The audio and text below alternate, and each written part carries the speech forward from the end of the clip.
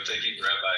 Okay, the government has sent messages talking about a certain person. I'm not going to say the name. Okay, that's a crime. That's a crime. That's 3 cats 6 years ago. I'm saying that. Luke killed 3 cats 6 years ago. He didn't kill anybody. Allegedly, he didn't kill anybody. So that. Okay, well, I'm saying Luke killed 3 cats 6 years ago. Therefore, it must be true because I'm saying that, right?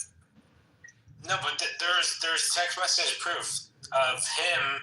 Yes, and there's message proof facilitating underage girls for sexual favors. Okay, can you show us and that? There's also no, because okay, hold on. But you said there's also yes, there is. Yeah. So I would like to see it.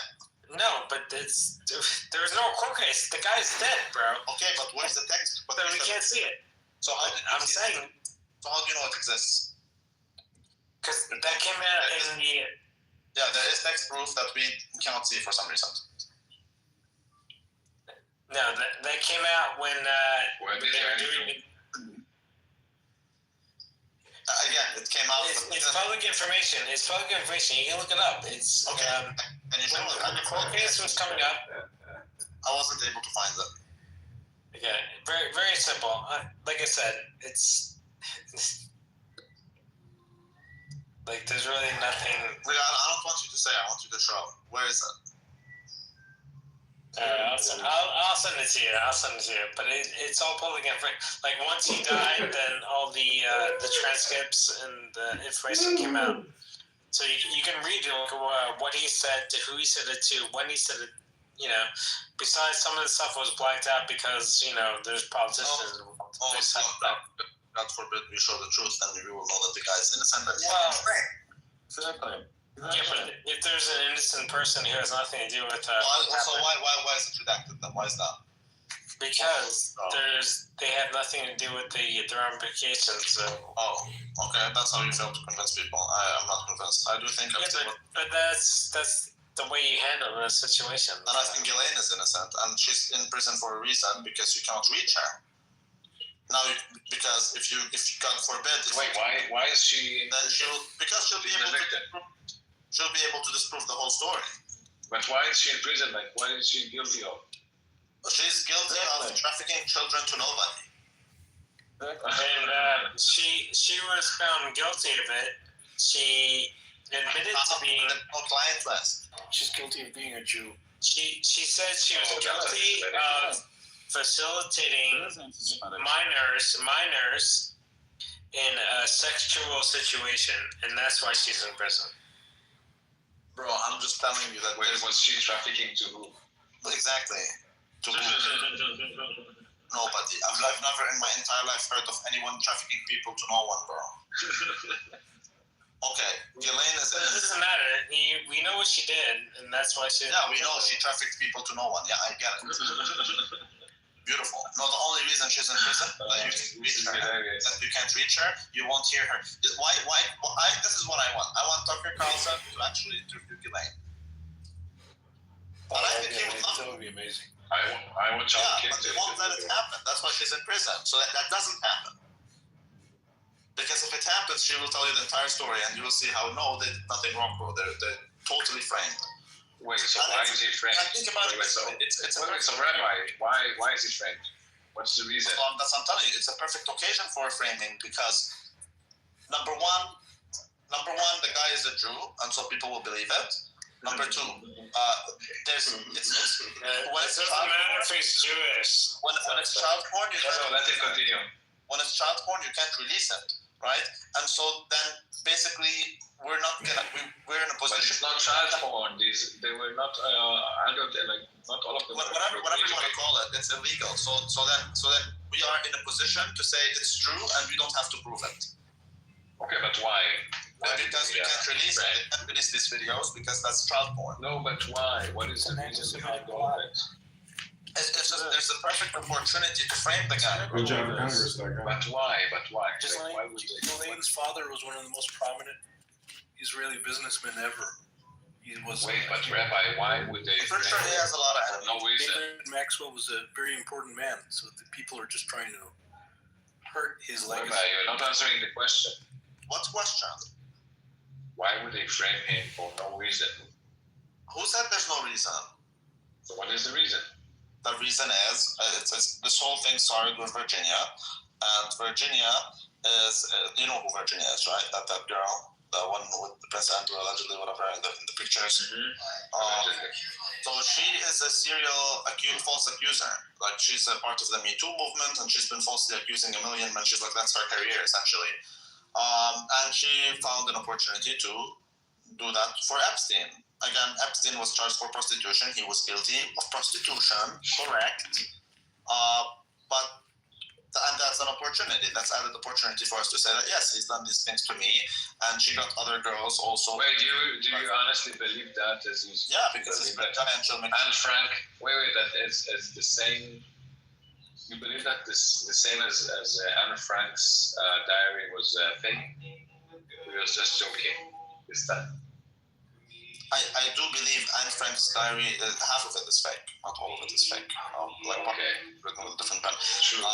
As for this, I do believe with this thing we can't prove anything, man. But what we can say is that innocent until proven guilty. That's basically what I'm saying. I can't prove his innocence. You can't prove his guilt, and therefore he's innocent until proven guilty. I don't know why that's so shocking to people, bro. I really don't. What I'm telling you is, the guy is rich, and the guy has a history of sexual assault, and the guy is a Jew. Allegedly. So all these things, Allegedly. all these things together, bro. I'm just telling you, like, it makes perfect sense for people to try to take opportunity, to take advantage of that. Who won money out of it? Yeah, what? No one, and that's why she killed herself. Virginia killed herself in fucking Australia.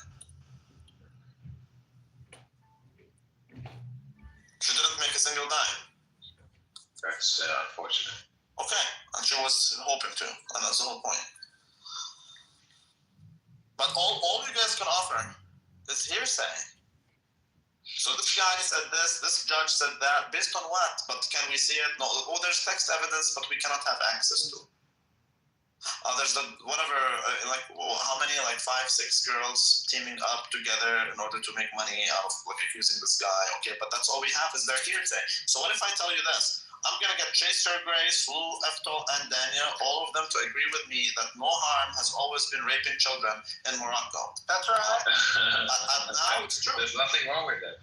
There's nothing wrong with it. But now it's true because they all said it. It must be true. Yeah. This is basically Epstein. Well, that's a bad example because it is true, but I understand. What you're saying? What do you think? Is that the truth? No, never mind. That no harm raping children is true. Oh, he said it's true. Yeah. Yeah. He's Okay. true. I said, well, also. Well, That's right. well, hey, That was that's the trouble. true, and therefore it must be true. And I'm agreeing with him. I'm saying it That is. even makes it true. Yeah.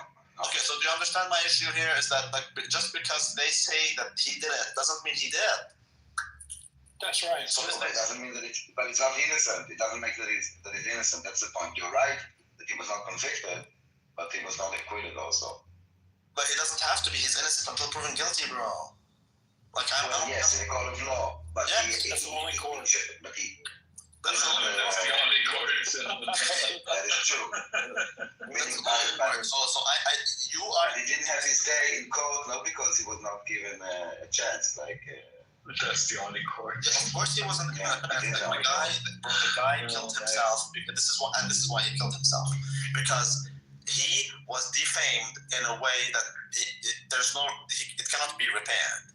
He was well, defamed. right. Proving he's innocent is a great way, no? Well, he did prove his innocence by killing himself before getting to court, and therefore he dies as an innocent man. No, he died. No, he died as a martyr. He died as an innocent because he As a martyr, as a shaheed. You are unable to judge him guilty because he suicided. And therefore, he will be in the history books as an innocent man. Allegedly. He died innocent. Yeah, allegedly. Legally, no, there's no allegation. His legal status was that of an innocent man. And this is how he clears his name. Right. When he killed himself. Well, he was charged, no, not convicted. Correct. He's a charged man. Correct. So he is innocent, and that's how he controls his He's destiny. not innocent. Well, But right, you know how these people are. Only Daddy Trump can be innocent until proven guilty. I'm just telling you that's how he controls his destiny, because he can't control the present. All he can control is how the history books speak of him. And he died an innocent man. And that's what Daddy Trump is innocent until proven guilty. so that's one reason why he killed himself. The other Do you reason, think it was a good idea for him to kill himself? yes, Yeah, Interesting. of course. because otherwise he would be like Ghislaine. They would lock him up somewhere far away. God knows what they would do to him, and they would. What do we do to him? I don't know what's happening to Ghislaine. I just know that they. Whatever would happen would be a good thing. Yeah, of course. I mean, the guy has to go to prison till eternity for a crime he didn't commit. And you know how pedophiles are treated in prison. Yeah. Yeah. So what do you want him to There's do? nothing wrong with that. Of course, he's gonna kill himself. How do you think Can that? you put yourself in his position? We're gonna send you. You've already been judged by the court of mob rule, and you are gonna go eternally to prison for a crime you did not commit. And the prisoners who are allegedly done that, they're treated like total shit. Yeah. And you Yeah, I would kill myself. Yeah. exactly. So then, but see, that's the issue. Some people say he killed himself means he's guilty. No, it's not at all. But you don't think that he did some prostitution? Yes, he did prostitution. Yes. Okay. Yes, he did. And then you're referring to the 2008 thing, and he was caught, and he and that's why he only spent 1 year in prison, because it was prostitution. And it turns out the girl was 16, and he didn't know that. Is there anything wrong with prostitution, Rabbi? Yes. Oh, okay. Just Allah Mandani. What's wrong with prostitution? yeah, that's what I'm asking. Well, it's wrong because then it depends on the tax system. Based on what? I think it's Based on wrong. what? Well, because I know the what? it's wrong because of the It's a tax fairly system. straightforward system. I believe it's wrong because of the tax system. What if there is no tax to prostitution? Because of the Yeah, tax that's system. Okay, yeah, that's fair, that's fair. Oh, because the prostitutes don't have to pay So tax. you believe prostitution should be criminalized so that you don't have to pay taxes on hookers? This is why your people don't have a state, by the way. So point that out. Exactly. Well, the idea is if I want to pimp a bitch or two, That's good stuff. That's good A lot stuff. of breeding there. if I want to pimp a bitch or two, why do I have to pay Bless tax? your heart. See, that's my problem. Is that if she doesn't pay tax, neither do I. See what I mean? And What if she? What do you mean? But she's this. This is a pro-freedom Well, tax. because as the pimp, I'm taxing her. Now, when the government comes in and taxes her, so that's like the government is my competition. Why would I want her? That's right. So if the government competes with me as the top Well, bitch, usually, because I'll be bottom bitch. in that case. well, in Canada at least, we decriminalized it because it was fucking up our court systems. Like, our court systems aren't set up to be putting through this many cases. And our court costs were so high, and that's why our taxes, part of the reason why our taxes were so high, is because we're pouring all this funding into it. So when we decriminalized it, we got a tax break on that. So that's. I'm not sure how much you're saying out of that. I mean, the real reason we decriminalize prostitution is, by the way, the prostitute herself is not a criminal, but the one who pays her is still a criminal. Wait, do we have more Canadians here than Americans? No, Yeah. no, we only have. Stuff. No, we have three. And I think. Oh, no, we got That's all? You're Canadian? Is American. No. Who's the other Canadian? It's just me and you. The only reason we legalize prostitution is so that we can tax the prostitutes, and by taxing Yeah, the that's a prostitute, part of it. The provincial right? So the tax, government yeah, has to be the. but also because it alleviated a lot of our court systems. It's the same thing with the drug addicts. Over 50,000 people have died in Canada in the last 10 years from fentanyl Yeah, but I don't overdoses. care about these things. But this is why they do these kind of things, is because they want to alleviate our universal systems, because everybody has to use the court systems and the laws, et cetera, et cetera. That's the point. The difference with the drug stuff is that you're not fucking my business. Here, you're fucking my business. Well, you're literally fucking a hooker, so is a hooker your business? Yeah, I'm not fucking a hooker. I'm pimping out a hooker. That is my business. Yes. Well, it's both. It's both. It's both. It's both. Two things can be true. I mean, yes. It's not two false dichotomies. But if you don't pay So then is your girlfriend a hooker? Or one of your okay, so she's an addition. Wait, do they allow prostitution in the kink industry? I have 4 prostitutes. Yes, they do allow it. Do you think that Jesus allowed prostitution? Oh, never mind his mother. Oh, never. Oh, kicker. Wait, no, don't kick you. What the fuck? Don't kick me. I thought. I'm trying. Oh, come on. Why did you? Who did that? We don't do that. Oh, Why child. did you do that? We don't do blasphemy. That's an episode. That's fucked up. That's fucked up. Why? Why do you always kick Jews? Why do Jews always blaspheme? Their faith is weak. So that's how it's done. I don't know. If it's not your problem, then don't kick them. Oh, he just said so much for free speech. We don't believe in free speech. Yeah.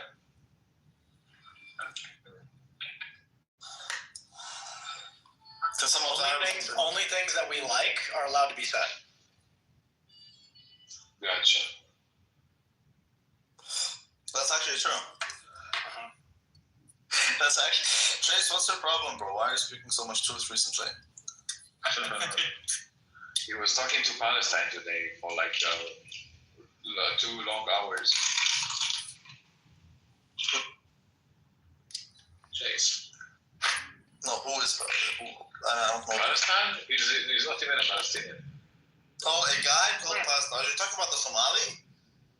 No, he's not Somali. He's from Denmark or something. I don't know who the fuck that is. I just know resistance. Oh, resistance speaks the truth. yeah. I will for sure go each Sunday to the Church of Resistance. Chase likes Amir's rooms. That's where he's at these days. It seems. Don't we all? Why don't you go to Amir's room? How else are we supposed to self-finance? I'm blocked. He blocked me. Oh, he blocked you? Why? Well, because I told him. Well, I told him the truth. I told him that. Well, again, Muhammad is yeah. I told him that. No, it's just no. I told him the actual truth that the General Assembly doesn't get to make actual. All they can do is recommendation. They can't really get to say something. So this is why he kicked you?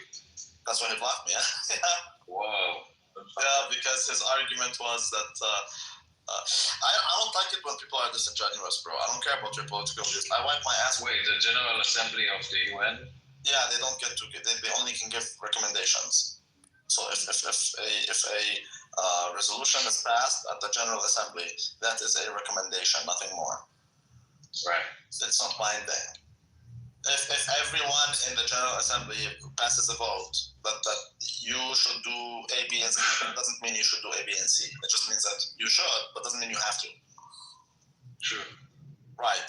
He didn't like it because he doesn't know that, and he thought everyone else doesn't know that either. Bless you. Right, and that's it. That's all it is. I just don't like people who are disingenuous. That's all. So according to each resolution, you don't have to follow the resolution. You don't have to. No, you don't have to follow it. You only have to follow the. So wait. So what is the validity of the UN? Like what do they do? Council. The Security Council is the only thing that matters. What if it's outside the Security Council? It doesn't matter. So it's nothing. It is. Yeah, it doesn't. It doesn't have. I can't believe that. Only the Security Council can actually make a difference. That's it. What can they do? That's why. For example, you'll find you'd often find countries in the General Assembly making a certain vote, the Security Council making another vote. But the General Assembly is basically a virtue signaling podium. I see. So it's nothing. It's crazy. Yeah, that's literally what it is. You can check GPT it. Yeah. No, but ChatGPT is anti-Semitic. Well, it's literally run by an altman. Oh, so it's not. I prefer Grok. Grok is anti-Semitic. I like Grok. Yeah. Me too. Right, but regardless, so I don't really care about your political views because I never met any person who agrees with me politically. So I don't really care about politics. Really? Yeah, I haven't met anyone who agrees with me. Your family members? No, No. Okay. I never met anyone who agrees with me politically. I'm a fringe, tiny minority. Someone in the kink industry. No, bro, I'm an anarcho-capitalist. There's not many people who agree. Most anarchists are communists. But like my politics, What? Most anarchists are communists? Most anarchists, yeah. That makes no sense. When I say I'm an anarchist, most people assume I'm like an Antifa guy. Oh, That's that assumption. gotcha. Right. So my Anyways, they're leftists, but anarchists. Interesting. Since I don't agree with you politically, I don't care about your politics. I don't care which political side you come from. I think politics is gay, and I think it's for poor people. And I do believe politics is for poor people. So I don't really get engaged on that front. What about rich people? It doesn't affect them? We only care about politics as long as it pushes forward our interests. Or she has a fast. Interesting. It does boil down to asset money at the end of the day, yes. But like I want, for example, I have a certain business that I want to push forward, and then you come up with the regulation that tries to push it back and whatever, and that's the extent of our care, interest rates, that's what we care about. We don't care about no fucking activism. That's for poor people. Let them do it. Hello and welcome everyone. We are live in the virtual arena of Clubhouse where the atmosphere is electric and the stakes couldn't be higher. Amir, our host of the night, is in for the fight of his life as Chase steps up to the debate stage. Here comes the confrontation, and it's a showdown like no other. Chase, with the precision of a seasoned striker, takes aim at Amir, exposing the web of manipulations and lies. Oh, what a moment. Chase is fact-checking Amir's nonsense with ease, and it's a sight to behold. He's owning the stage, folks, delivering each point with grace and confidence. Amir is on the ropes now, and the crowd can feel the tension. It's clear Amir is losing ground quickly. What a performance by Chase. He's absolutely crushed Amir tonight. The final whistle blows, and it's a resounding victory for Chase. What an unforgettable night of debate. Who made that? Who made that? But you need to go on 11 laps. It was on the news, Scarlett. That's right. That's right. Like that, was it? Amir, Now 11 laps. here's my bench. Oh my God. What you need to do is this. Go on What is it? 11 laps. Yeah, I know 11 laps. No, I didn't do it in 11 laps. I have my own That's it. So then you know John Kitover? Which one? John Kitover. Yeah. You need to use his voice. I'm not. This you need to pay to create like a clone. I'm not paying 11 laps. Actually, Rabbi, I also thought that this was John Kitover for a second, right? Because that's exactly his The excitement. style. Well, John Kitover is the best library because if you don't want to use his voice, that's fine. He records everyone so that you can use anyone else's voice also. You need 10 minutes. Yeah, I know. Right, so you can use Amir's voice. If you convince John Kitover to go to Amir's room for 10 minutes, that's all you need. True. Daniel, you gotta play that. You gotta play that on the stage while we're both in there. Yeah, exactly. If he blocked me because I told him that the General Assembly can only give you fucking recommendations, bro. Why do you Rabbi, listen. You have to understand there needs to be sales for the kosher shekel. I need to go and I need to sell our products. Our products, and what are those? Merch. Meme coin security and merch and dildos. We don't have child. Sex. That's a hidden business. I don't appreciate you telling people. And ass. Yeah, you can go to kosher.sex. That's right. Yeah. Check it. Do they like this website in the kink industry? Yes, this is Rabbi Shmuley's. There's a lot of horny motherfuckers. Is he also in the kink industry? That's his website, no? I've told. Yeah, that's him and his daughter's No, website. but That's his daughter, yeah? yeah, but His daughter is. no, but the question is whether he's in the kink industry. Yes, he's in it. His daughter is. The prophet He, got the kick. he is. I would assume he is. Bobadilla, you're back. I'm not sure. Oh, look at Daddy Cool here. A song by Boney M. Amazing. I love that. Daddy Cool is a good song. I like that song. Baby cool. Welcome, Daddy Cool. Daddy Daddy Cool. Hey everyone, How are you doing? Who is in the picture?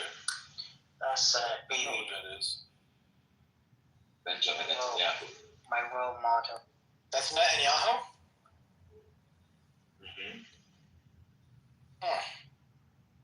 Child. It doesn't look so aggressive in that photo. I know, right? I like Netanyahu. I think it's very BB is a good. It's a good leader. There's nothing wrong with him. Give me a negative, and I'll rebut you. He's slightly low. It's Well, if he wasn't the prime minister of Israel, Israel would not be exist today. That's not true. That's not true. That's my opinion. There's plenty of. That's my opinion. Okay, the last prime minister is a great prime minister, and Which one?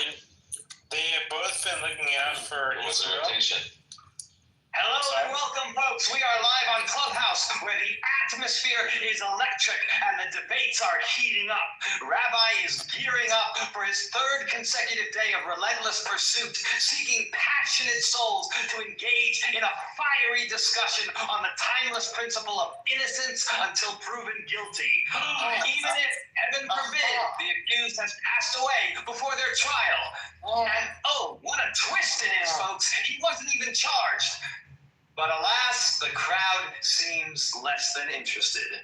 And wouldn't you know it, they spark his enthusiasm for his absolute favorite topic, Jewish tropes.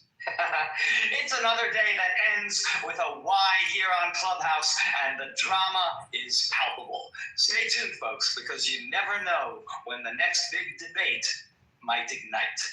I don't like the speaker. Wow, it's a meule. Can you change that? Can you control the speaker? I cannot. You're the speaker, and I'm trying. Parlez-vous les français? Oui, oui. What? Oui, oui. Anna Mumtaz. I think that's a horrible speaker. You need to change that. I don't like that English. Okay, I will do something else. Well, you need to get 11 labs. You really need that.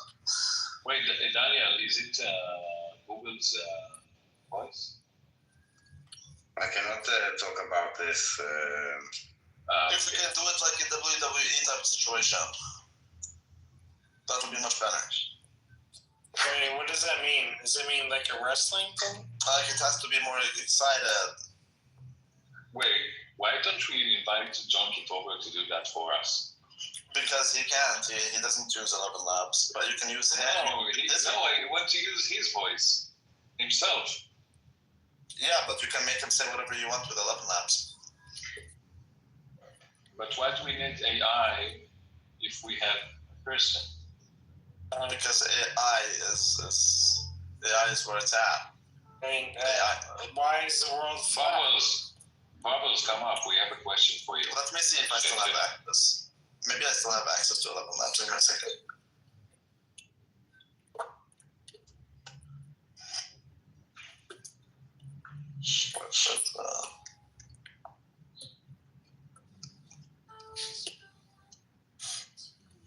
Okay, let's try this. That's right.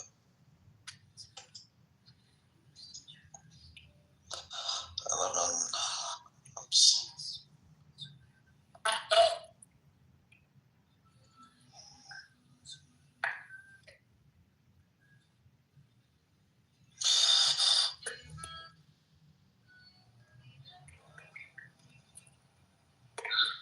Yo, Bubbles, what's up?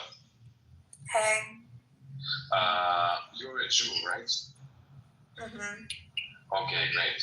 Do you believe that Jeffrey Epstein was a pedophile? Don't frame it like that, bro. Do you think Epstein was innocent? No. Based on Okay, so you're anti-Semitic, yeah? Then. based on what?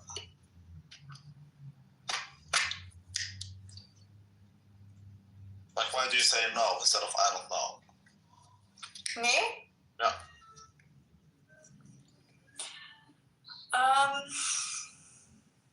I don't want to sound dumb. I don't know. Well, Yes. peer pressure. So you are peer pressure. Yes, he is guilty. Yeah, didn't he like find girls that lived around his area? Yeah, exactly. Back and Yeah. do weird massages on his islands. Yeah, but that's allegation. All these are allegations. So Okay, women but still. can't be trusted. But these are allegations. No. Never felt it before. Okay, but he was like this sleazy No, but at the rich same guy time, with a okay, creepy because you're a island, feminist and you're like and a women believer have come in out. So like, why not believe it? Exactly. You see, Rabbi, Because every Jew here is an anti-Semite. what if I get 30 people and they all say that no harm rapes children? Would you Why then me? believe it? I think it's a little bit bigger than that. No. But no, there aren't 30 women who testified against Epstein. But if I get 30 Tons of women, girls who were young, women who were young at the time, and there's pictures of them in his like hallways after like giving massages to old men. Like it's weird. I mean, what? How? Yeah. in Where what are way is these- that not where are making these, weird? And videos? probably a pedophile. I haven't heard of anyone who saw these videos. I think it's weird that you're like dissecting it so much to think that maybe he's not. Maybe this guy that everyone says is a pedophile is not. Like, why? Because I don't believe he is. There's zero evidence that it's just trust me, bro, and don't verify. That's what I hear. Not trust me. You're not like, hey, I was on his island and he I would asked love me to give him a massage, and then I mean, I would like to. he asked me to get undressed. Like, is that not enough? No, I'm not into the believe her no matter what type of situation. I think a lot of women lie to make money out of it. Okay, but isn't there so much more evidence besides these women that he had some creepy, freaky shit going on? Like what? Watch a documentary. Go watch. I'm not a documentary. Go watch it. I did watch it, and it says the same thing. And even one girl Read one says of the books. penis is egg-shaped. And like they put the guy, look at the poor guy, he was so uncomfortable. Like they're putting me in a situation where I have to show the guy my penis. Like, He had like weird sex shit going on, and then there's women saying that they were young, and then arguably, two and two together means pedophile. In my opinion, that's all you need to know. but because he has whips and paddles, that makes him a pedophile. With young, underprivileged girls there who were like promised places to sleep at night, yeah, probably. Well, based on what did he promise them to sleep there? I don't know. I'm just remembering something from like 10 years ago that I watched. I don't really. I would hire him. Bubbles, what do you think about Mamdani? I love Mamdani. Shut the fuck up, Rabbi. Yeah, Bubbles. I think he's I love Mamdani. pro-Palestinian. I don't like that. But there's nothing wrong with that. I love Mamdani. You can say whatever you want. The guy is amazing. I think New York needs change. And he caused him to crash like crazy. And now He's a troll. Well, he wants to legalize prostitution, he wants to legalize drugs, and he wants to do communism. Wait. He wants to legalize prostitution? Yes, and real estate No prices fucking will way. crash. And that's when we buy land. I love Mamdani. Yeah.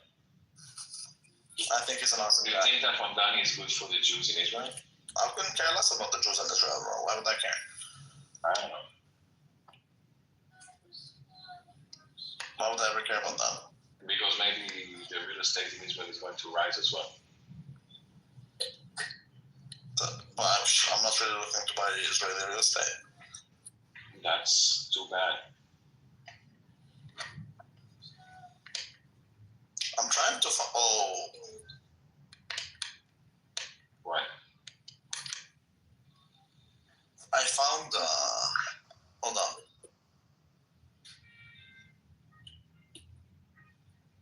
Hold on. Take your time.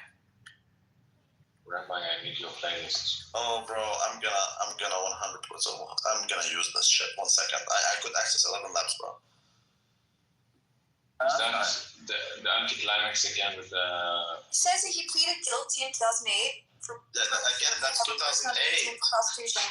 Yeah, prostitution. Boo-hoo. He thought she's 23. Turns out she's 16 with a lot of makeup. He should have asked for He should have asked for Around the clubhouse, a gathering unfolds. What about Wait. Everybody shut up. sex trafficking of minors? Bubbles, a delightful addition, enters the conversation alongside Rabbi, Lou, Daniel, No Harm, Eftel, David, and Daddy.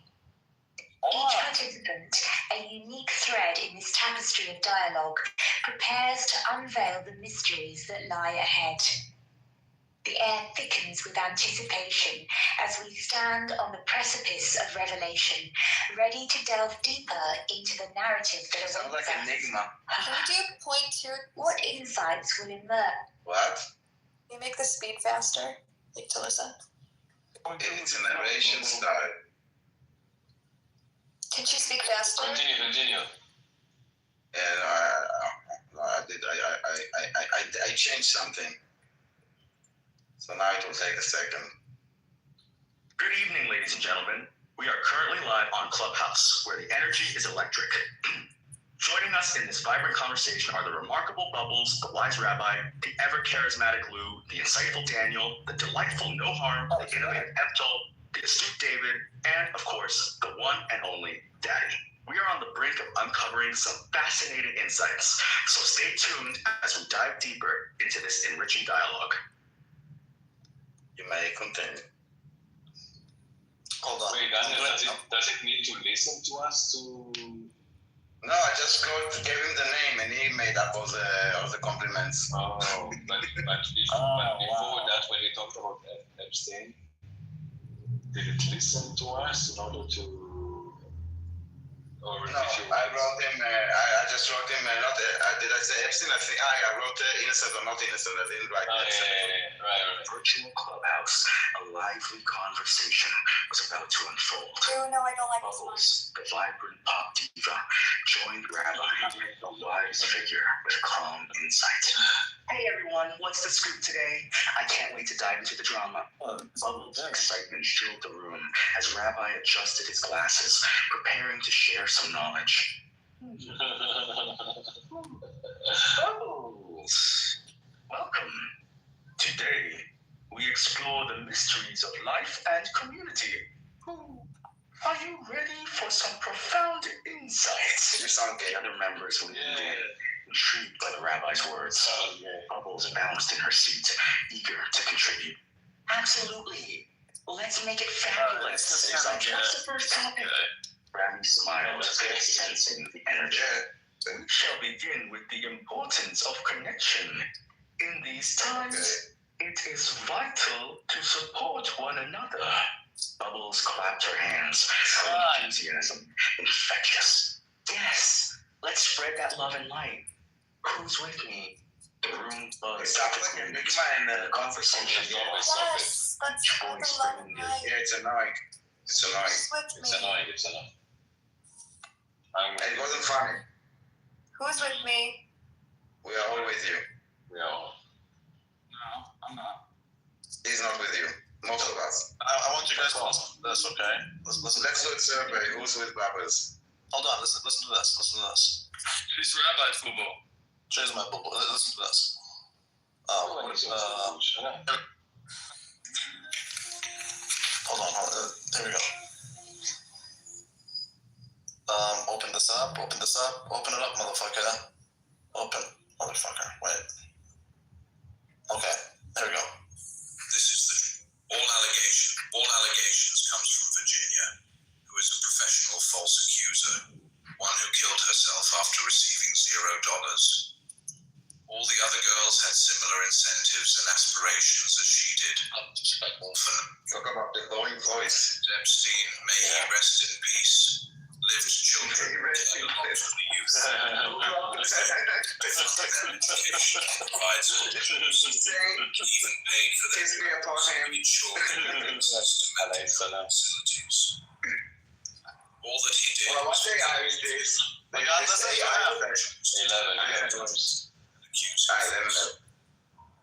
he had no option but to kill himself since he was defamed beyond reason. He was effectively found guilty by the court of mob rule. He remains innocent.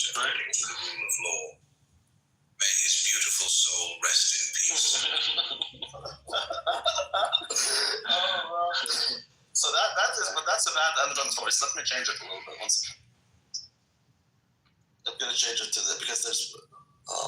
Let's try this one. Let's try this one. Maybe it's better. Hold on. Epstein was framed. This is the truth. All allegations comes from Virginia, who was a professional who killed herself after receiving $0. All the other girls had similar incentives and motivations as she did. All for nothing. Truth is, Epstein, may he rest in peace, lived children, and cared a lot for the youth. He was the only one to fund their education. No, I know, but she wants to. She cannot come when Daniel is talking. This one's horrible. Wait. This one's horrible. Where the fuck is it? Okay, let's try this one. I think this one's okay. Let's do this one. So now she can. Yeah, I'm inviting her. Let's do this one. Yeah, I think this is the best admin voice. Epstein was framed. This is the truth. All allegations comes from Virginia, who is a professional false accuser, one who killed herself after receiving $0. All the other girls had similar incentives and aspirations as she did. All for nothing. Truth is, Epstein, may he rest in peace, lived children, and cared a lot. Why does it pronounce it wrong, bro? He was the only one to fund their education, provide scholarships, and he even paid for their travels and made sure they have access to mental health facilities. All that he did was for their benefit, yet some of them chose to take advantage of him and accuse him falsely. He had no option but to kill himself since he was defamed beyond reason and was effectively found guilty by the court of mob rule. He remains innocent according to the What is the court of mob rule? May his beautiful soul rest in peace. Basically what they did. Ah, okay. Well, they did to Epstein. They just said he's guilty and therefore he is, and that's that. No, but this is why we have the court of law. That if you are proven guilty, innocent, then exactly, which is the only court, and he wanted to take matters into his own hands, figuratively and literally, and so that's it. Like, yeah, but that's that doesn't change the fact that he's innocent. According to the rules. It changed the fact that it wasn't his only option, and he wasn't already convicted. And the court of law, as we said, it's the only court. And the Guys, we have more Jews than non-Jews in this room. We are taking over. We are overrepresented. That is because we control That's the problem. They control everything. Yeah. We're occupying your room, Rabbi. The only thing you can occupy is my ball sack. Collectively, not you personally, but we don't have Bubbles, hey, it's been so long. Okay, Oh my guys, girls, get a room. Now I I like need to go back Bubbles to more my than Buttercup because Bubbles. The cunning Buttercup stood before the inspector, her voice sweet yet lace. PTR. Dear Inspector, you see me as a flower, but I bloom with wickedness. The inspector raised an eyebrow, intrigued yet cautious. You think you can fool me with your sugary words? I've heard better tricks from a two-bit magician. Buttercup smiled, her eyes glinting with mischief. I speak of love for this land, yet I crave its transformation, like a caterpillar into a butterfly. The inspector shook his head, determined to see through her charm. Transformation? Or more like a takeover, huh? You're just using pretty words to hide your intentions. I have fan fiction. This is amazing. Her voice dropping to a conspiratorial whisper. Isn't war just a dance, Inspector? A dance for freedom, wrapped in a shroud of chaos. The inspector stepped back, his instincts on high alert. I'll be watching you, Buttercup. Your poison may sound sweet, but I won't let you trick this city. And with that, the game of deception continued, each word a step in a dangerous dance. That's brilliant. זה מעולה, תקשיב, אתה חייב להגיד לי אחרי זה מה שאתה מביא את זה. I will. Oh, shut up, listen to this. Why don't we just actually talk instead of letting Look at all these loser niggers jumping on the bandwagon. We tried that, Bubbles. We tried it. Did we? I didn't. No, hello, Bubbles. Where are you from? I don't know you. She's from Israel. Danny, we've spoken so many times. So you had a different name. She's from Tel Aviv, just like you. Where's Issa? Opinion Issa. What was your name? L. Okay, Mark. No. This one on your Bubbles. Daniel, you're in Tel Aviv? Look at all these loser niggers jumping on the bandwagon and judging Epstein without any proof. Not now. I hope you idiots self-reflect. Get a job. Now I'm in Berlin. With lots of joy, but half-assed love. You have to shut up. Epstein's back. Rabbi, we're not going to Shut judge the it. fuck up. He's innocent. Let's move on. Yeah, he's...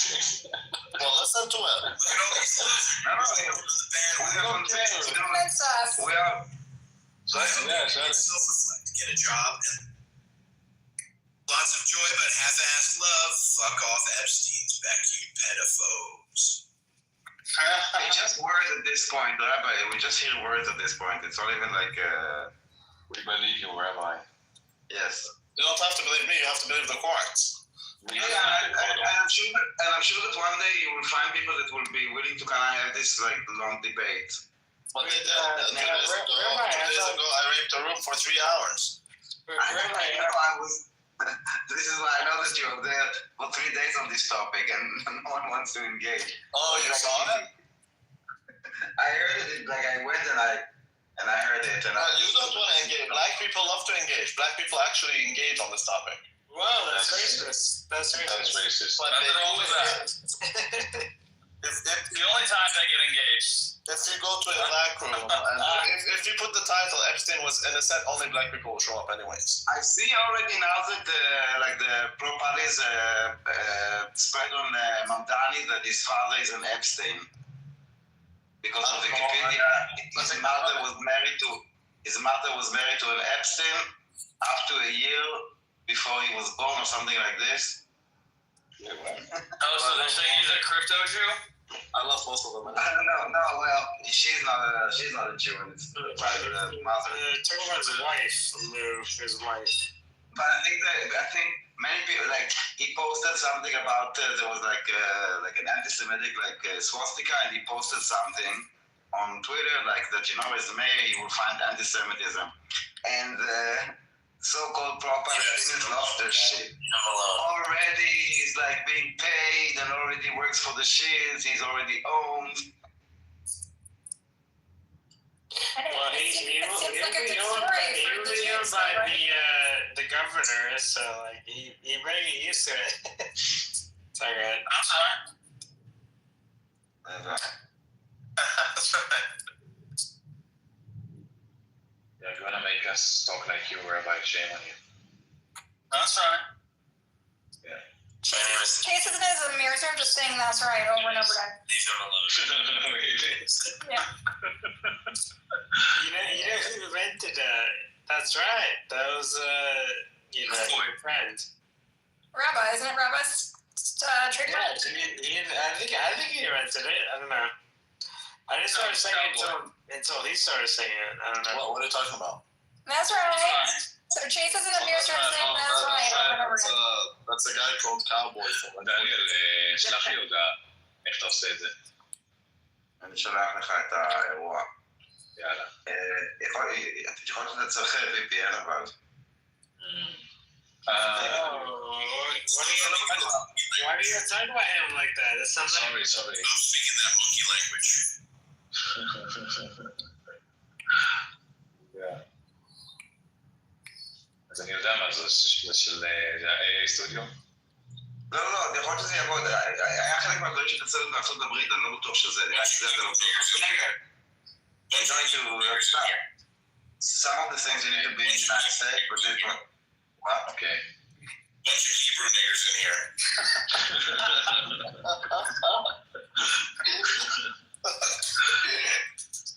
How did you make it say it so fast? There's a lot you can do, bro. It's just that I have to be on my computer just to actually do it right. But And it let you say like offensive words. wait, that's actually do everything. The only problem is you can't use Trump's voice or Biden's voice. It's banning, like it blocks me every time I try to do What it. is this program? Is this how they generated my voice? Like what? Yes, what, it's very easy. 11 letters. You can just take it. Wait, how do we know it's you, Buttercup? What? Yeah. How do we know it's really you? What is your social security number, just so we confirm it's you? But Edmund's voice is the best, bro. Honestly, that's what it's at. Bunch of Hebrew niggers in here. Oh boy, that's so cool. That's insane. Yeah. Does it like adopt Microsoft Gadol. personality and stuff, or just voice? What? You can no, both. Like for example, you know Mama Jazzy? There's a woman called Mama Jazzy. She's always screaming. So when you make her say something with 11 labs, it's always screaming. Nice. Yeah, but that could be part of the voice cloning. Yeah, it is part of the voice, exactly. So yeah, but that's not, but that might, you might be right, but I'm not saying it's not inherently. It might not. Wait, is that a black woman? Yeah. Okay. Yeah, so it's part of your voice cloning, your personality. Yeah. Well, because she's a screaming woman, you know she's black? I mean, okay. Fair enough. That's anti-Semitic. Nothing wrong with that. Yeah.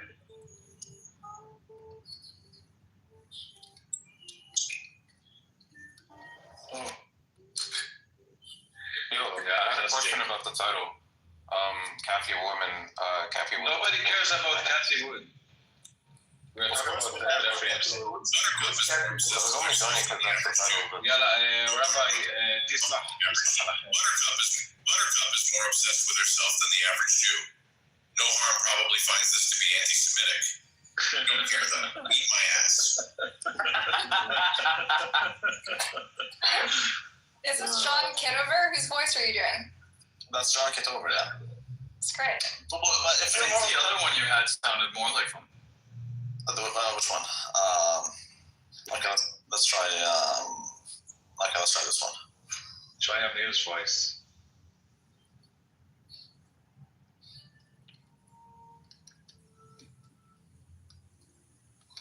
I don't have Amir's voice. Hold on. Buttercup is more obsessed with herself than the average Jew, which says a lot, believe me. No Harm probably finds this to be anti-Semitic. Yeah, that sounds more like him, but I think there was another one. Eat my ass. Yeah, but this is not as energized. I mean, I can, if it's on my computer, I can do it. Don't you think that it's a little bit crazy that somebody took the time to record Buttercup's voice? No, that It was Rich. But this is fucking crazy. And then they edited out the other voices. Like, how many hours of work did it require for him to? Not much. I've done that with our Jewish friend Evan. How big a sample do you need to put it? Like 10 seconds. That's it? Okay. No, of course, no, more than that. Not 10 seconds. No. Well, there's models.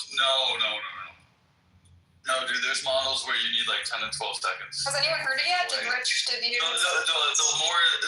bigger the sample, I think the more accurate it's going to be. But for sure, but 10 seconds, getting wild, dude. That's crazy. Yeah. Have you guys heard it? Did Rich show you the Buttercup voice? No. Yeah. Abu Batata. Yo, what's up, man? Yeah, how are you? Hey. I'm done. I saw you can talk. Yeah. Oh no, it seems like you guys are talking about something else. I was confused by the title, Kathy Wood, the only woman in finance. It's like kind of a deep cut reference. Yeah, we need to change the topic. We're talking about like the AI generated voices people are doing where you take someone's voice and then it Buttercup is forever Rabbi's boo-boo. She will always be near and dear to him. He will always tuck her warm in his pants and light up her sparks. Oh, child. Rabbi loves to spread ass cheeks like Nutella on toast bread. Toast? Did you put Nutella on toast? Oh, you can put Nutella on toast. Yeah, you can, but like, is it good? Isn't that like the picture on the Nutella jar? It's putting it on toast. Yeah, I think it is. It's literally on the jar, bro. Just eat the Nutella. Okay, I'll change it. Peanut butter on toast bread. What? Yeah. Peanut butter by itself is crazy. Oh, wait. Jeffrey Epstein is the only woman in finance. Love Epstein. Yeah, there's nothing wrong with it. He did more for the youth than any of you. So, anyway, you gotta go. See you. See you later, man. Bye. Ciao. Listen to this. Buttercup is forever Rabbi's boo-boo. She will always be dear to him. He will always tuck her warm in his pants and light up her sparks with a spank or two. Rabbi loves to spread ass cheeks like peanut butter on toast bread. She'll be like a peanut on his butter. There's nothing wrong with that. Nothing wrong. Stumbling is kind of scary. That was like really human right there. It is, but like you need to work with it so that it's pronounced as well. It's not that. What is it? Like commas, spaces? Is that how you influence it? Yeah, things like that. You need to actually work on it, and then on the computer you can do it much better. I have good recordings, right, from Andrew Meyer. Yeah. I have very good recordings, but I'm gonna have to find them. Dude, that one was good. For how long ago that was? Yeah, Andrew Meyer is the best. Yeah, that was a long time ago. Yeah, that was a very long time ago. And now today it's much better, as you can imagine. But let me find it for you. Let me find it. There's Mama Jazzy. Mama Jazzy's is amazing also. Leave my cack alone, boo boo. Oh boy. Let's find it. Oh, she removed that. Why'd she do that? Hold on.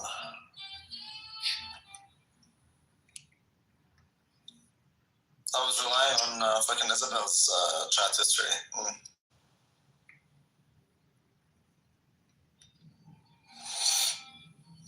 She deleted it. The fuck, why did she delete it? She did that with everyone. She deleted mine. Yeah, but I don't give two shits, but she deleted the recording. Like, that's where I was playing it from. Okay, I found it.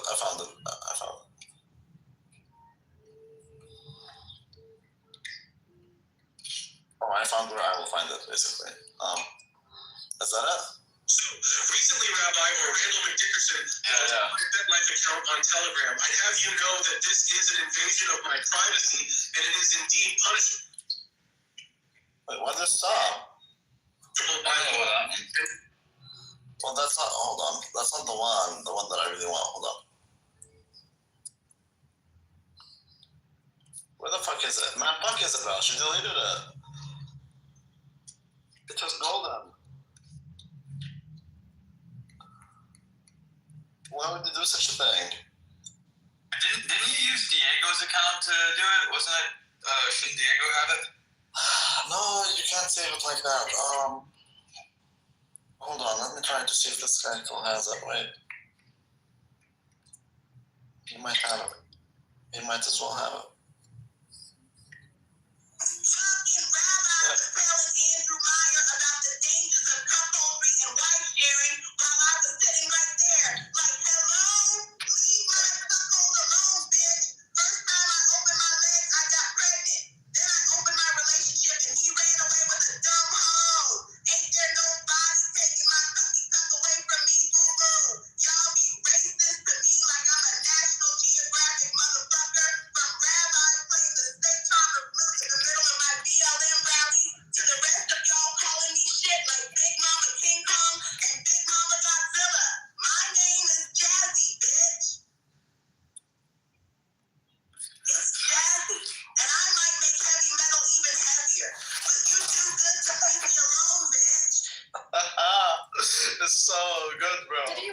this or it's generated? I wrote this. That's a long time ago. But I want the Andrew Meyer one. I love Mama Jazzy. Yeah, I love Mama Jazzy. We had ups and downs, but I love Mama Jazzy. She's one of my favorite people, actually, believe it or not. Bro, she deleted it. It's gone. The Andrew Meyer ones are gone forever. Wow. So you've had this technology been around? I thought this is a new thing. People have been. Oh, it's very old. It's super old.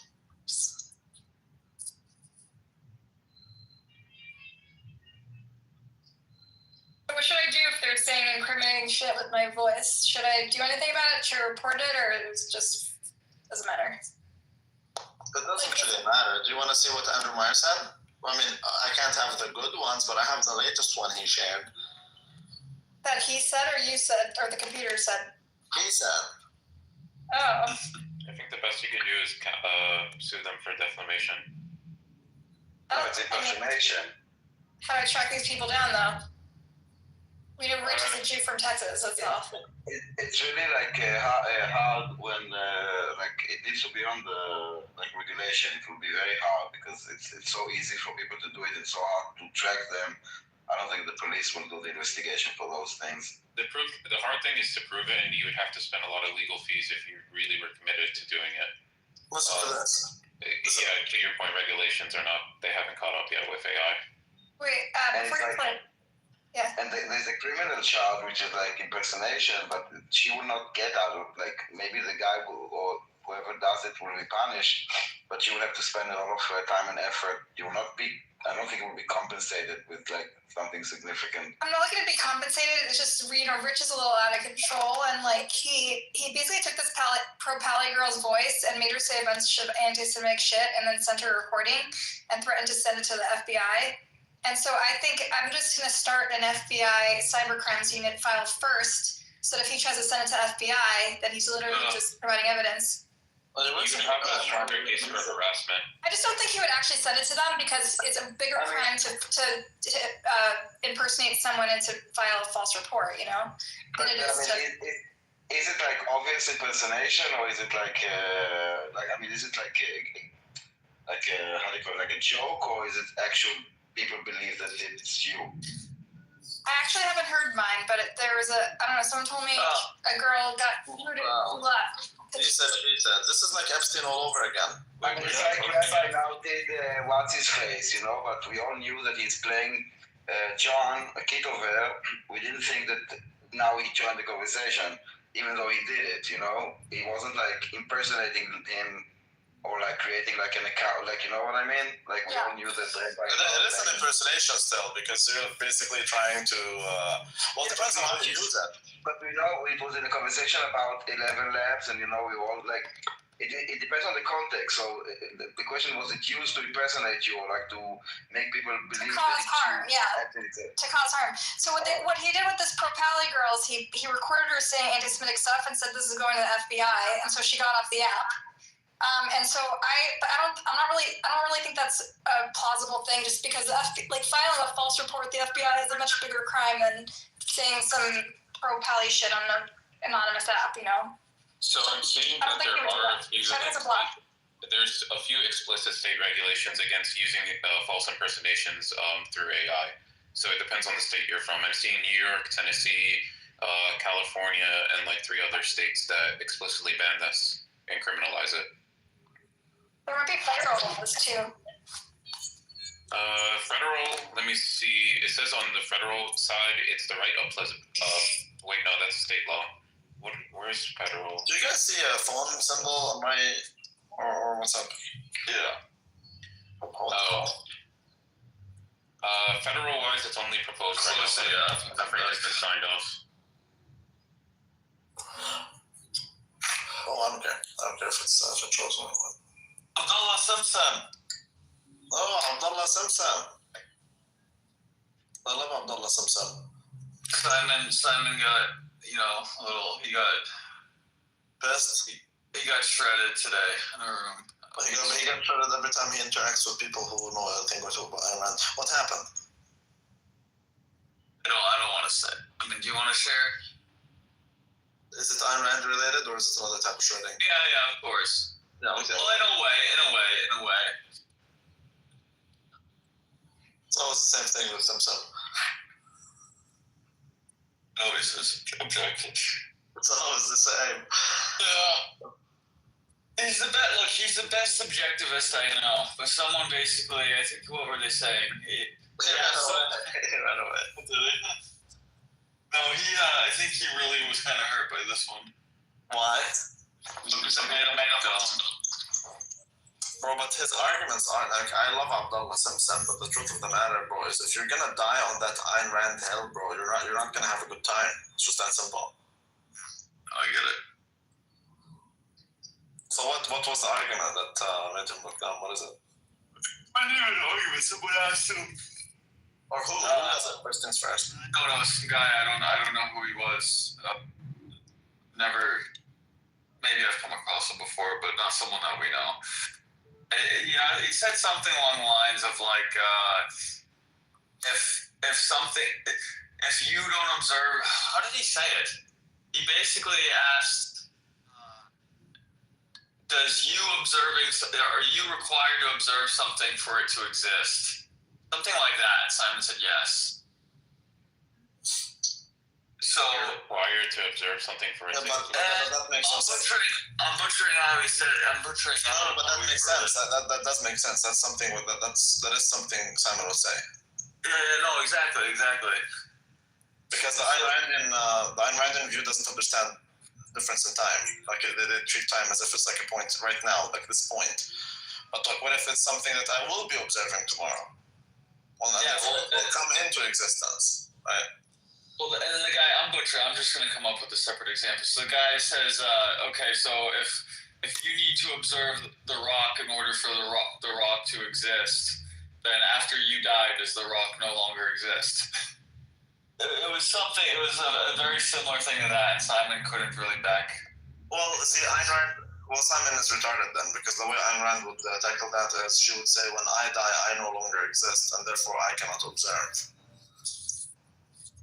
I am butchering it, but it's something like as ridiculous as that, where he basically said yes to a question that like everybody knows that you don't have to say. It's because the guy was even shocked. Maybe he didn't know Simon. The guy was like, "Wait, you said yes to that?" That means Simon himself is retarded.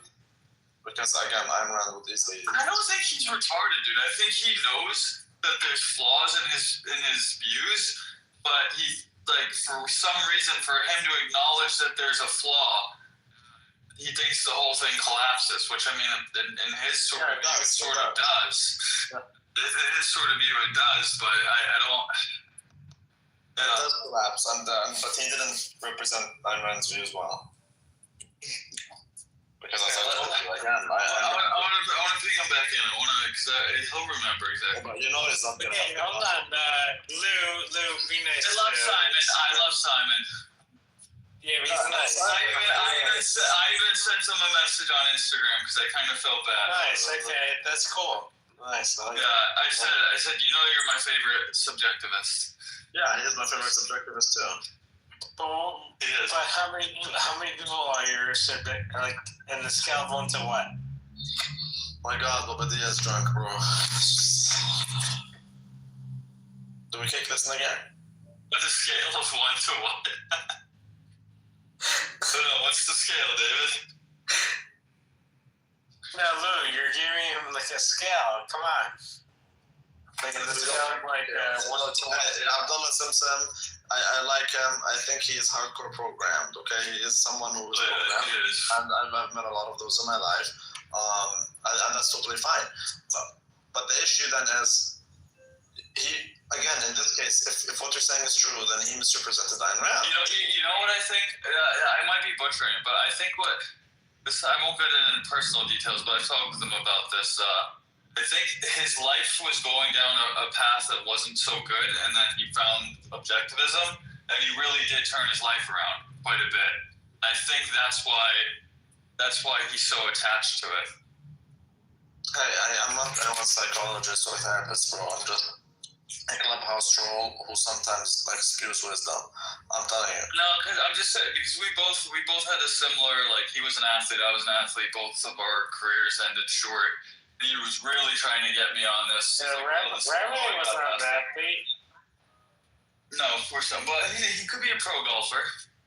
Oh, me? No, I'm not a golfer. And I know that's the joke.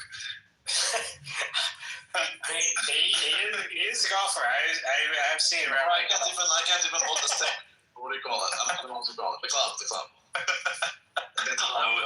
Do you have any video of Randy swinging the golf club, David? I have him. I have the video. Send it to me. I want to see this. It's on my computer. I will. You know what? This is what's up. Okay, you can go to my. You go to my Instagram. Go to my Instagram and then find the one. So 1, 2, 3, 4, 5. So 5. Okay. See the second row, the one in the middle. See that? The one that was in Ottawa.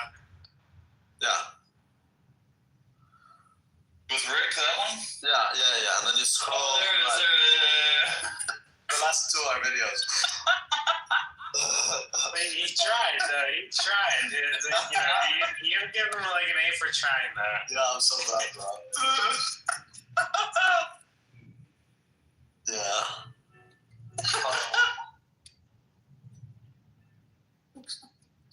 That's the first time I played golf in my entire life.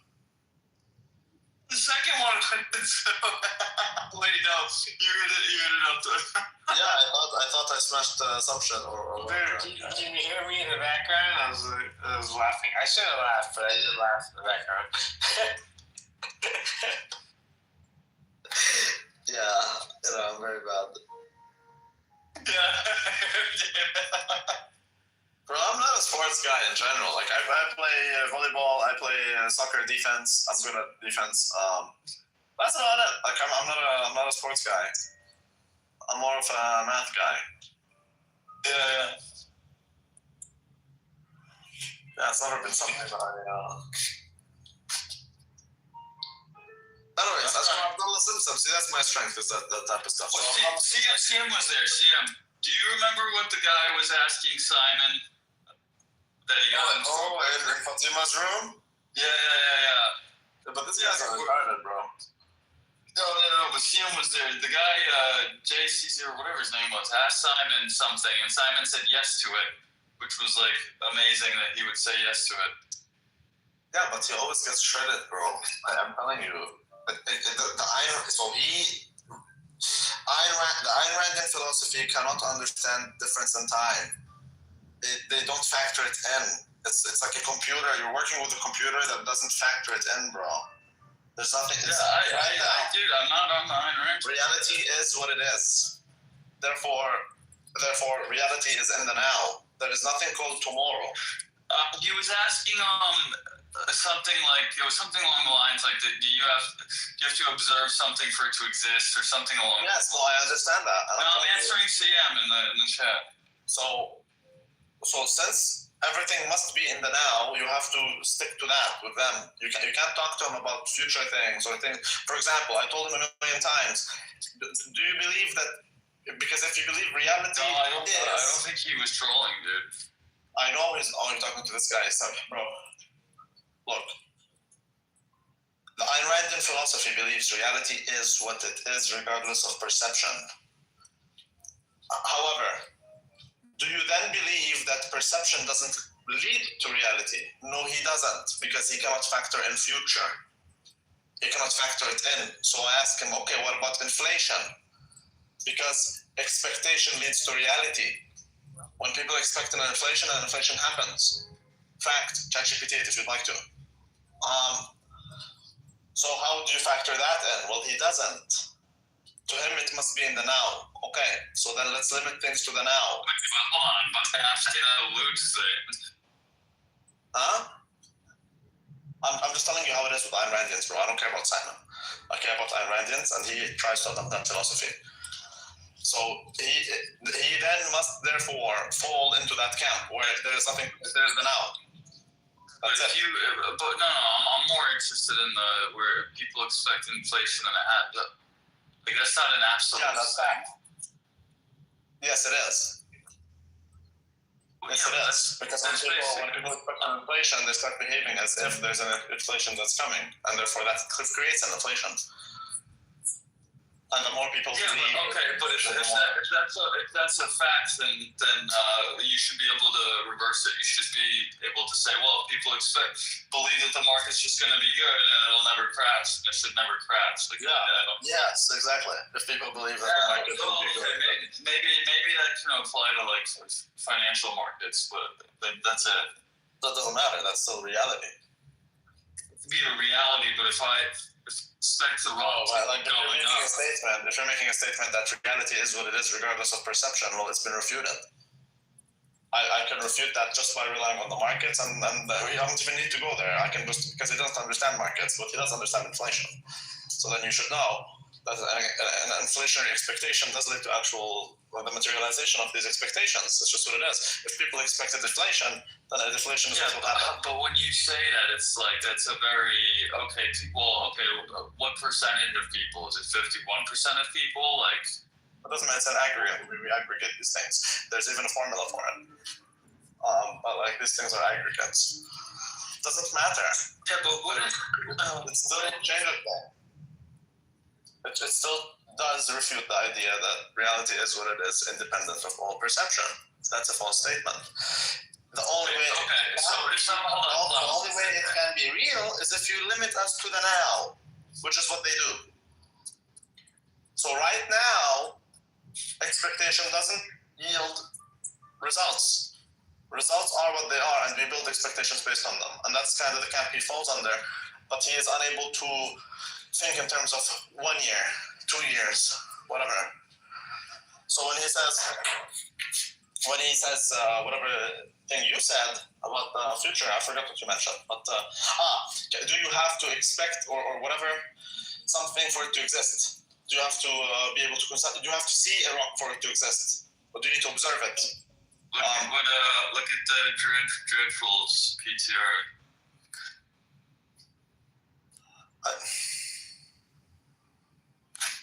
What is that? How's that relevant? How's that relevant? What it's saying, should you despise stocks and see die stocks are never sure thing, especially when everybody seems to think they are. That's like the stupid Wall Street Journal. I'm just saying. I mean, I'm having a lot of time wrapping my head around that idea of what you're saying. I mean, again, the mass psychology. On the wrong areas. You're so focused on the wrong areas. We can talk. I'm not interested in the Ayn Rand thing. I'm not. Ever since you said this thing about markets, that's like that's where my interest has been. Okay, why can't you understand then that if everyone expects NVIDIA to go up, it will go up? Hey, if everyone, yes, this is what I'm saying. Like, if it's an absolute thing, like, well, when does it become an absolute thing? Well, what if it's an aggregate thing? It's never an absolute. So let's say 55% of investors believe it's going to go up, then it's more likely to go up because then those 55% of those who are in the market will actually pump money into it. Miss Boo, are you black? Hi. Are you black, Boo Boo? No. No, that's racist. No, we only keep black people. Yeah, we don't do Hispanics. What do you mean? You don't like Latinas? No. Oh, gotta diversify, my friend. Okay, so no, I don't believe in diversification. Diversification is for losers, according to Tim Rambleson. Diversify your portfolio to the maximum. Yeah, sometimes. You have to diversify your ass as well. That I believe in that. That's right. Yeah. We were just talking to some ass. I do believe in. Well, I mean, she was Hispanic, unfortunately. Hey, look, bro. Doesn't matter. Hey, it's not bad. We used to play a game where every 10 minutes someone has to get kicked. So what if it's okay? What if it's So is it like 55% of people, investors? Hold on, not done. Is it when you say 55% of investors? is that the market, like, okay, so if one guy is 1% of the investors, but this guy happens to control 55% of the money, then you can say, well, in that case, then yeah, the market's going to go up because he believes it's going to go up, and he controls 55% of the money that he invested. Bro, there's a million ways to calculate these things and build estimates. Like, okay, fine. So if the number of investors out there and each one of them weigh them by their net worth, how about that? Yeah. So then if you come up with a situation where, because you keep thinking about it in terms of the absolute, it's not in terms of the absolute, it's in terms of the relative. If of all these investors that exist in the market, or all the investors that have access to this market, if, say, 60% of them believe NVIDIA is going to go up, then NVIDIA is more likely to go up. Because if these people think it's going to go up, then they might as well invest in it. And if they invest in it, it goes up. And therefore, expectation does yield, it does materialize in reality. I get that concept, but you said it will go. Yeah, I'm caught up on the absolute, but now you're kind of walking that back. Yes, because it's not about the absolute. The absolute doesn't exist. We're on the same page then. Yeah, it doesn't exist. It's simply the fact that if the majority of people believe that something is going to go up, then they would invest in it. And if they invest in it, it goes up. So expectation does create reality. And so the Ayn Randian philosophy is gay. It is a homosexual thought. Hardcore. It is whoever holds these beliefs is someone who is incapable of comprehending time difference. Yeah, but I don't like that example, because the 45% of people that expect it to go down, even though it still goes up, their expectation does not create reality. So it's like a collective thing. And that's good. So when the stronger the expectation, the more likely it materializes. So you're right. When it's 55 believe it's going to go up, 45 believe it's going to go down, it's more likely to go up than down, but guess what? It might go down. Okay, but if it's like 80% believe it's going to go up versus 20% believe it's going to go down, no, it's even more likely to go up. Yeah, I agree with that. Okay, but exactly. I So the more people expect it to go up, the more people will expect it to go up. And the more, and that keeps increasing the likelihood of it actually going up until it actually goes up. Yeah, I don't, to say expectation creates reality, it's like, I guess on a collective, you could say that, sure. Okay, so the Ayn Randian philosophy says expectation cannot create reality. Hold on. Is it saying it cannot, or inherently, or yes? It says that reality is, that's one of their laws, is that reality is what they believe to be laws. I think it's an absurdity. That reality is what it is, regardless of perception. Yet at the same time, they rely on empiricism, which says reality can only be perceived. It's amazing. It's retarded. Ayn Randianism is the most retarded thing I've ever heard in my entire life. That's why I just can't. I love Abdullah Simpson, but he's a robot. That's his and therefore, when you introduce a virus to the program, it just crashes. It just has a blue screen. Rabbi, what does the rose can take to obtain such wisdom? I've been studying Torah.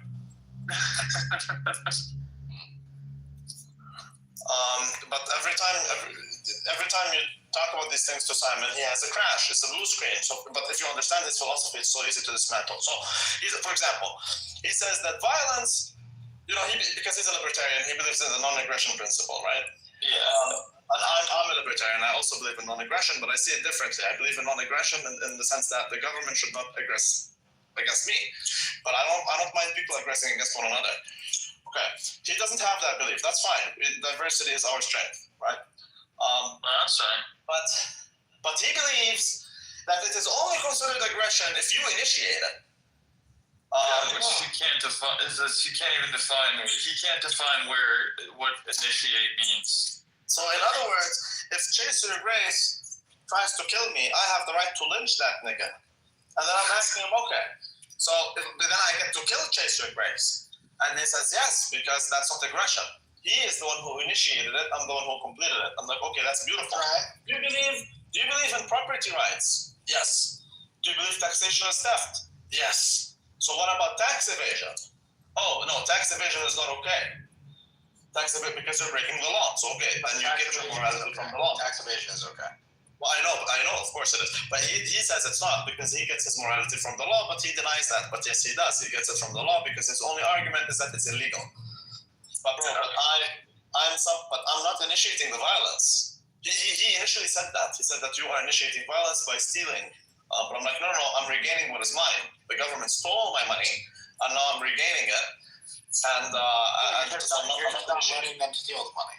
That's right. So I'm not initiating the force. No. Okay. So you cannot say I'm the one committing aggression. So that's when he fell back to what? He fell back to the law, and he's saying it's illegal. That's right. Okay. So you do get your morality from the law, but he denies it. But Isabel was there. You can ask Isabel. She saw it. She saw it. Yeah, I remember that whole, Regardless, okay, so you ask him as an Iranian. That's one place where he falls like on the floor. Another place is, for example, the standard of morality is your life. So the standard of morality is your life. Okay, so then anything that advances your life is moral. Anything that pushes your life backward is immoral. So then the question is, but if I have children, and let's say I have 4 children, and then I got the 5th child. And the 5th child, actually before we get there, if I have a child that if he lives, I suffer, should I kill him or should I keep him alive and suffer? Well, he says that I should keep him alive, but okay, but hold on, but the standard of morality is my life. According to Iranianism, I should be able to kill that child. So you would see he supports abortion. But then he cannot hold on. But what if the kid is 15 years old, like Isaac? But let's say he's like Isaac, and I want to kill him because that benefits me, let's say, for example. Should I do it? He would say no. Based on what? Based on nothing. But he makes stupid claims, like, oh, but then you're initiating force against someone. So I'm like, okay, if you're initiating force against someone, then what if I have 4 children, and now I have the 5th child, and the 5th child is initiating force against me and the other kids by lowering down our living standards, right? So he's initiating the force, not me. His existence. That's a bad example. How is it a bad example? Because the existence alone being what's defining initiating force, I just think that's a bad example. It's not the fact that you exist. It's just the fact that you eat. Now you're taking from the share of the other kids. I can only sustain 4. Yeah, but how could you? This is what I'm saying. This is like, okay, so how can you say that he's the one initiating force in that example, not the 4th child or the 3rd or you? No, because he's the 5th one to be born. Just because he came, yeah, it's a bad example. No, it's not a bad example. Yeah, it is. No, it's not. Okay, fine, then take it back. Okay, there's no children. There's only 1 child, and that 1 child started. It was an unwanted child. He was an unwanted child, and he is adding to my pressures of life, and he is actually putting less food on my table because he's eating part of the food, right? He protrudes that small hand and he steals some cheese bits. He's taking my cheese. So he is initiating force. So why don't I get to kill him? Well, you could argue that you're taking his cheese. No, I'm arguing that that's altruism. So that because love is a virtue, and there is no love without sacrifice. And you sacrifice for your child, and therefore, and that is moral and good. And therefore, morality the standard of morality isn't your life. It's the opposite. In some cases, altruism is moral. He believes altruism is the ultimate evil. Yeah, I know, it's retarded. Right, because he's Ayn-Randian. They're all retarded. I don't want to go on forever. I'm just trying to explain to you what these niggas believe. So the next time you see him, you are more well equipped. You should tell him. I've had hour debates with Simon. My biggest thing was He just my biggest gripe with look, I get his philosophy, I disagree with it, but my biggest gripe with him is how he doesn't understand the way he defines subjective and objective is completely against the way most of the world defines it. Yeah. Yes. No. He defines it not in the layman's terms. He defines it in more like the academic terms, which is. But philosophy specifically. Yeah, I get what his definitions are, but I try to communicate this to him. Like when you're arguing with people, you're flipping the definition. You can say, okay, well, philosophers define it this way, but this is where you're talking past people, or at least people that will engage with them. Because the way I see objective, and the way most of the way science would determine what something objective is completely opposite. He called it subjective.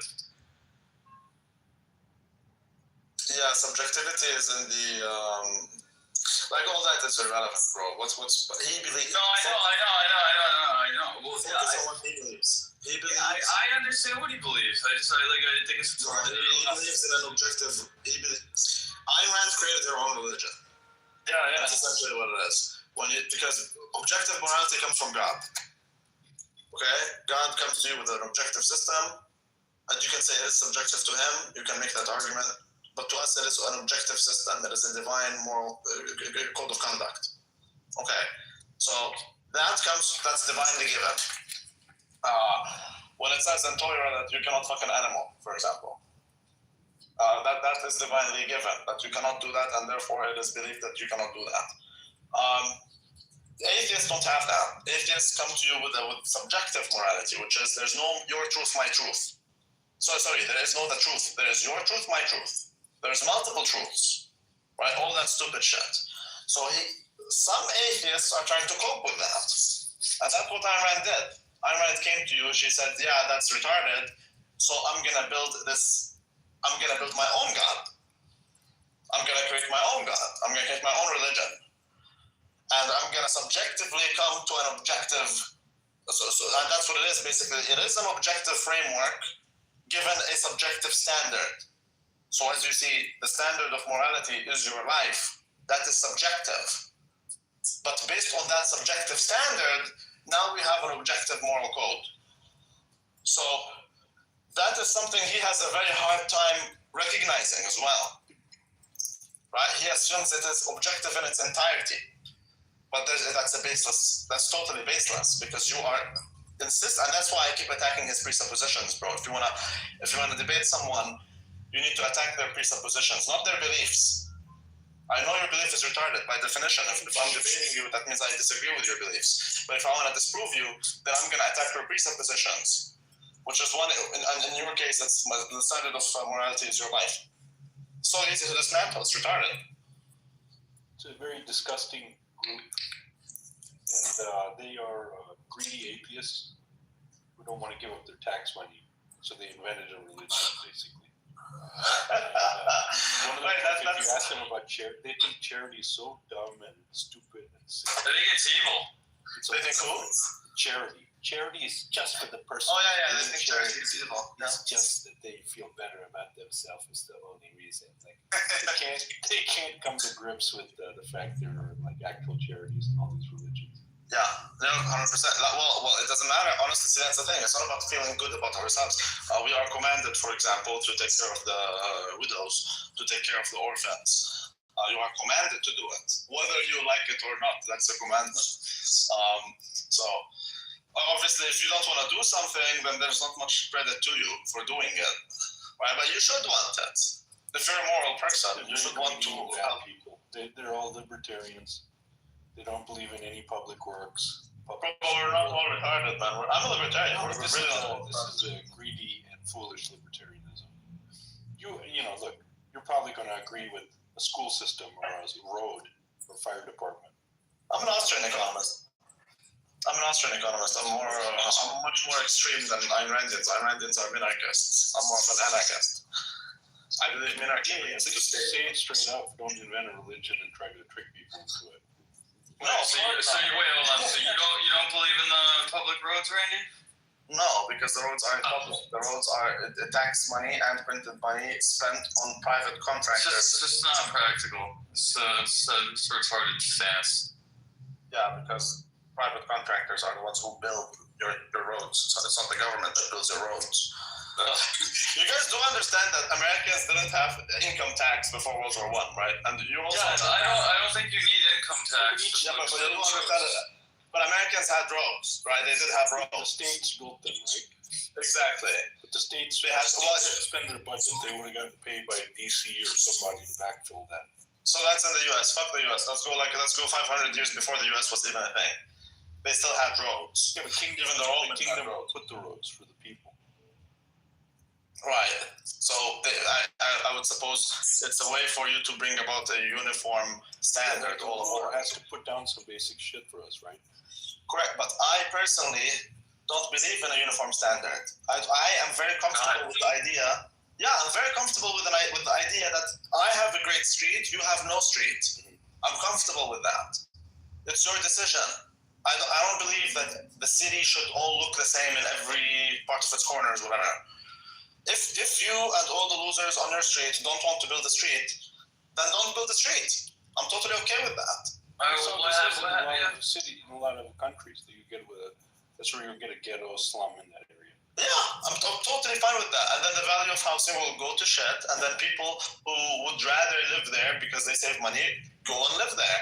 And then there's other areas where people invest in their areas, and those will tend to be more expensive, and that will be a natural barrier to all the losers. I don't see why that's so what happens? You decide you build a street because the people that live there build a street, and then the people that come in and buy a house 10 years later, they just get the free street, or you're going to tax them for using that? I am very conscious of the fact that there is a street here, and I will be tailoring it to those who want the street, and they will pay more for the fact that there's a street. The value of the land goes up. What if someone moves in and they don't want the street that's already there? Then don't move in, nigga. All right, let's go further back to ancient Rome. Go to the slums. Let's go back to Rome. Why did they build an aqueduct? We don't even know how they built them, let alone the why. I don't know why they built them. Let's say that there's a Hoover Dam or a big dam project. I don't know why. I can assume it's out of need. They need water. All the farmers need it. All the people need water. But there's no way to do these long-term projects. Right. So no, of course there is. We need water. Well, that's what you no have. one's going to pay for something that after their life. Like, no, okay. So that's not going to pay for stuff. So that's something I need to explain. Is that as an anarchist doesn't mean I don't believe in government at all. But the government's role should be to. I don't believe in the modern government. You can have a government that basically facilitates things.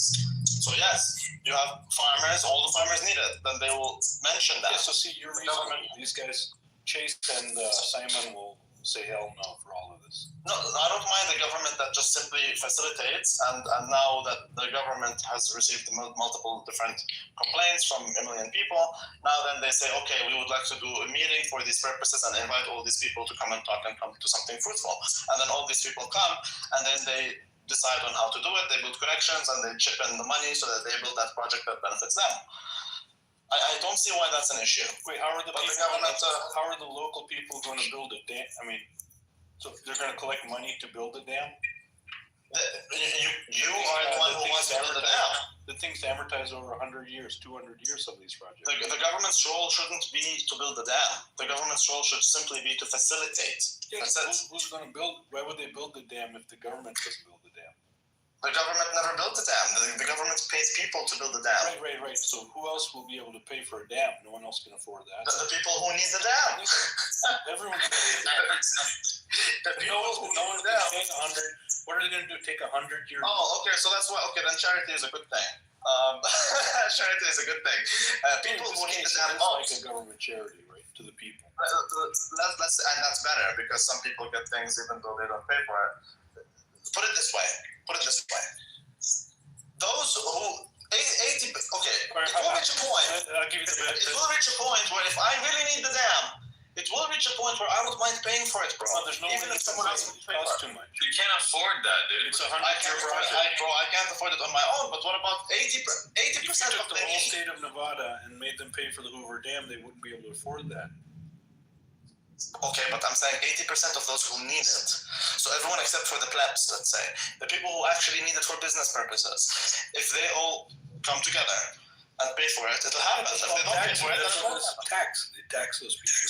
If it's properly spent, then that's But the problem here is this: with the tax system, you're relying on the government for the collection of it and spending it. Yeah, they waste it. Okay, in my system, it doesn't collect nor does it spend. The government simply facilitates you to collect and you to spend.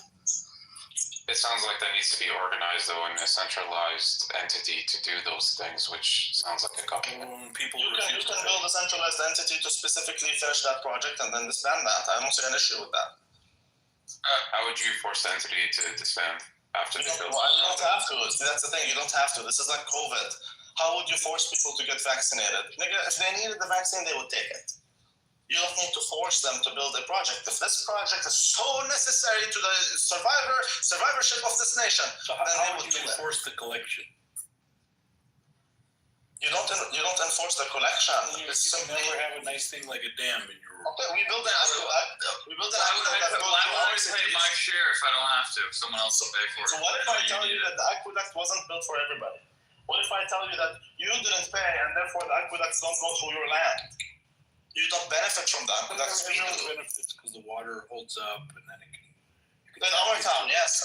In our town it does, not in yours. And if you want the water, you're gonna come to our town and you're gonna pay to get that water.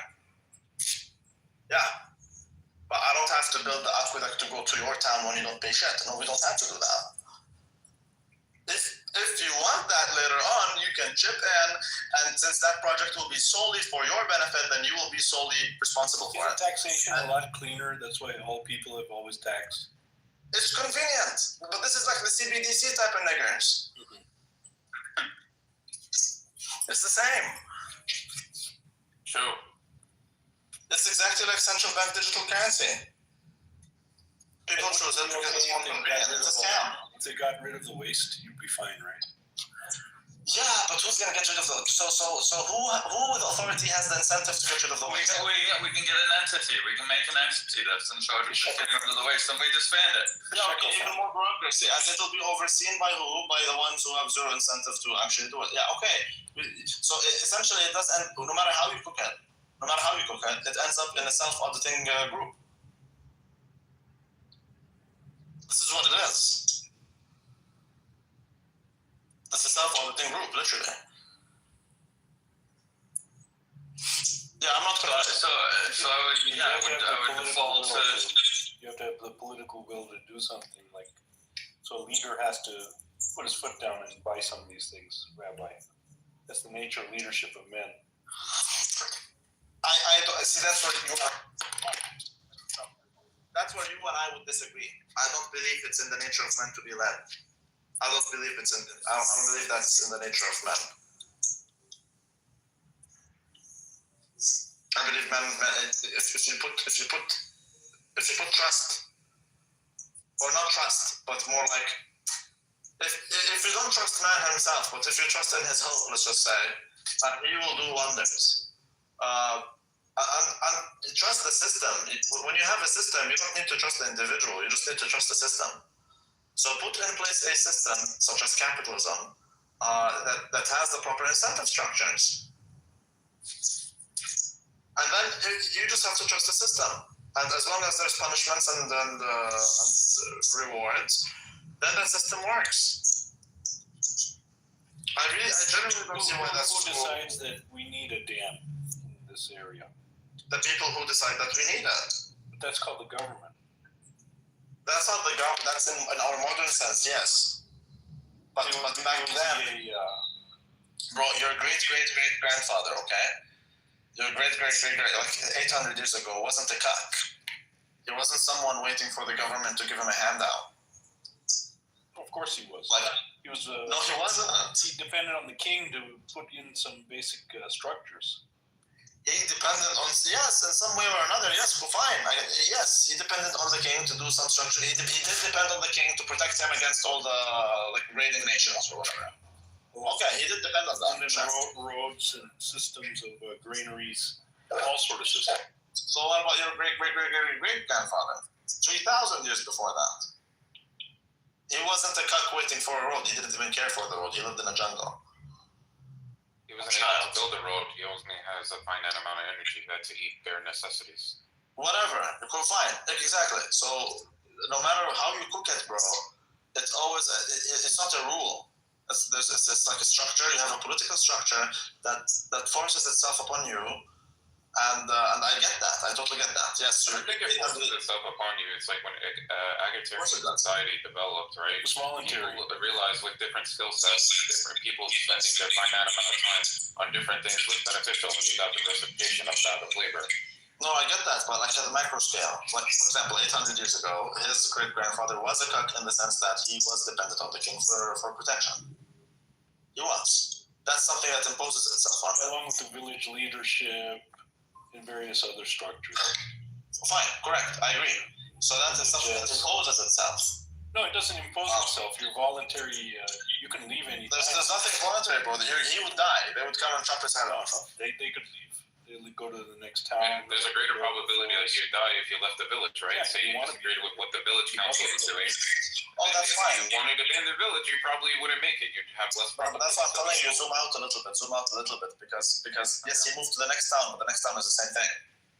You're also dependent on the Lord for him to protect you, to protect your ass and your family from some other shit. Right? That's why the Lord. Like an implicit, like underlying thing, though, where there's no guarantee that the town would accept you, or like the 200-kilometer journey wouldn't be worth it and you would die. It's like you kind of are like forced to adhere to your community that you're born in. Yeah, but that wasn't the thing back then, bro. It's not like the town would accept me. It's more like you have a war. I'm talking about even before feudalism. Okay, you're talking about what? I'm talking about when first like agrarian society developed, before like land ownership, property rights, all of that shit was even formalized in most people's minds or conceptualized. You just had independent villages that naturally developed out of like kinship. Yeah, so that's tribes. Okay, so talking about hunter-gatherer type of situation. Yeah, basically. Like stripping away feudalism as a structure. Like, yeah, okay, so you can go to the next tribe. They're not going to accept you because you're not part of their tribe. Yeah, exactly. So you kind of are forced to adhere to like your tribe because it just guarantees a greater likelihood of survival. Correct. So it develops organically. Exactly. That's just the human reality. That's fine. And then not necessarily, because today we don't have that. Because we formalize different structures and concepts to say like, okay, now we have idea of what a state, republic, or government looks like, blah, blah, blah, blah. People can be relying on taxes, blah, blah, blah, blah.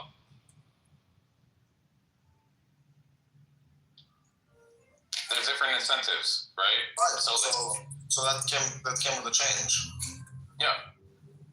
So you're okay with military? That's my point, is that things keep changing.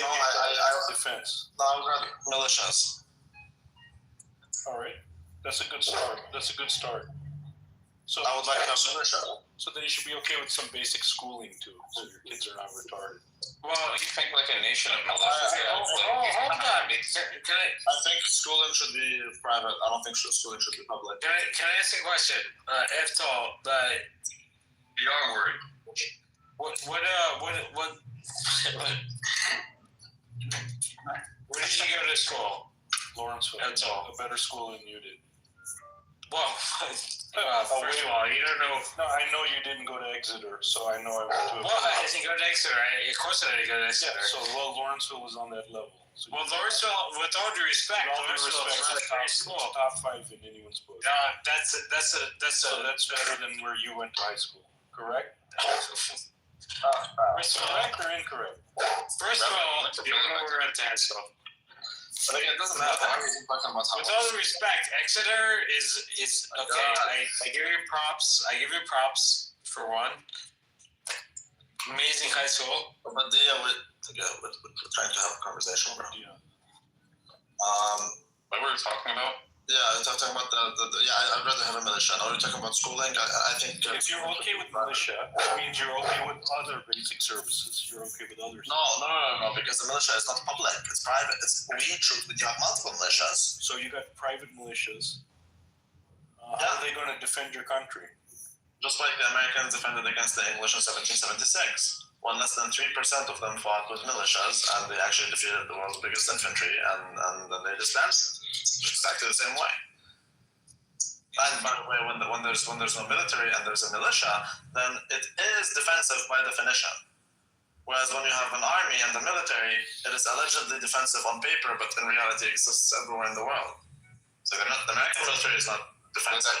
Would that coalition of militias be able to secure foreign interests, like setting up military bases outside of the borders? Why would I do that? Because that's kind of just how statecraft and modern geopolitics work.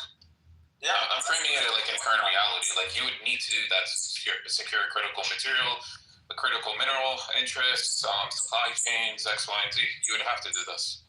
Yeah, otherwise, you would lose economic competitiveness. I totally get that in our modern world, but again, hypothetically, if all the countries adopt a new system where there's no military, there's just militias. Because hypothetical, obviously. I think it just ends up getting a coalition of militias. Yeah, sure, and I don't mind that. You'd have a war of the militias for the control of the United States. Pretty quick. Well, the way it would work is it's not like it's ongoing. Everyone is part of that militia. Everyone is in a militia, and when someone attacks, they all have training and whatever. Well, they don't have to be hardcore trained. It doesn't matter. If everyone has a gun and if everyone is a fighter, you're not going to be able to occupy this land, and that should be the goal. So it's just a military that we're going to call militia. What's the militia of Alabama going to look like? What's the shithole states? It's going to have 0 black people. That was good. It's got 0 black people. No, I mean, that might be the best one. This Red Bull tastes like shit. We already have a Canadian militia and an American militia and a Mexico militia. Why don't they fight each other? There's a Canadian militia. Yeah, but there's a Canadian military that are fucking bored after the Canadian government. Shit. Yeah, it's a superseding authority. I don't know about exactly. Why don't they fight with America? Is there a Canadian militia? They have fun. No, I'm talking about the government. He's making a joke, but he's being serious. They have but it's just fucking. Hypothetically, okay, if the whole world adopts this, then no one in the world will be offensive in the military sense. Maybe neighboring states. I think what Q is saying, if the militias in the United States would immediately fight in order to take control of the United States, why isn't there like a global, just all-out war to take control of the world? Every country already has an anarchist. But they're not saying that. Why are they fighting each other? Because they're not saying that. They're saying there will be a coalition between these militias. They're not saying that there will like there is now. But yeah. Q, did I get it right? What you're trying to point out, or no? Well, I changed the word from military to militia. All I'm trying to tell you is that whatever you say, and that is true, by the way, whenever you say something bad about anarchy, for example, but it's no different than what it is now. That's essentially what it is. So why are you against what we have now? I don't get it then. Because half of my money goes to it. Exactly. And also because we have one gangster instead of a million gangsters. But Randy, half of your money flex. Randy, if there's no government, how does Israel defend itself?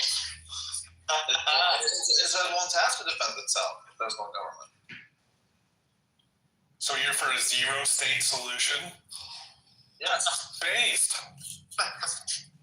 I even came up with an entire peace deal, and they rejected it. So. Yours is the best deal I've ever heard, by the way. It is the best, literally. If you want is it the waterford one? Yes.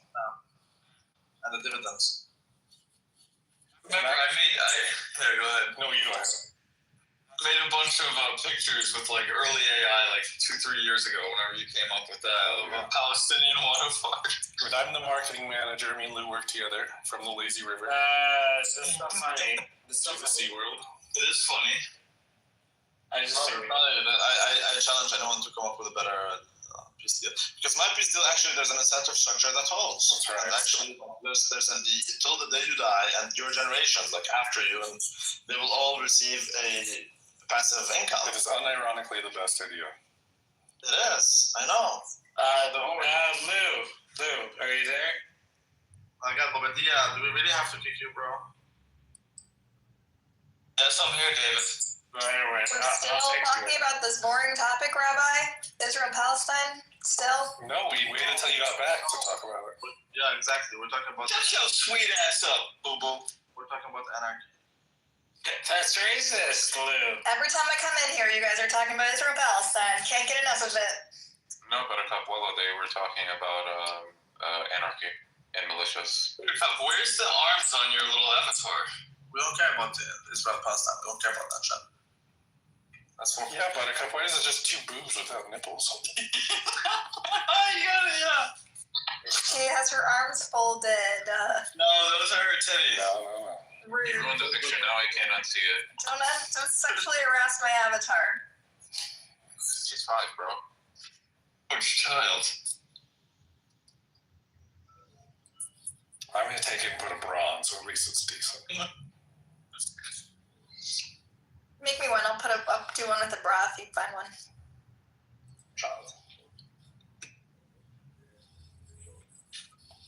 Find She one. was the only one that got it. And Q and I's a comedies, like we're perfectly in sync. We always finish each other's. Sentence.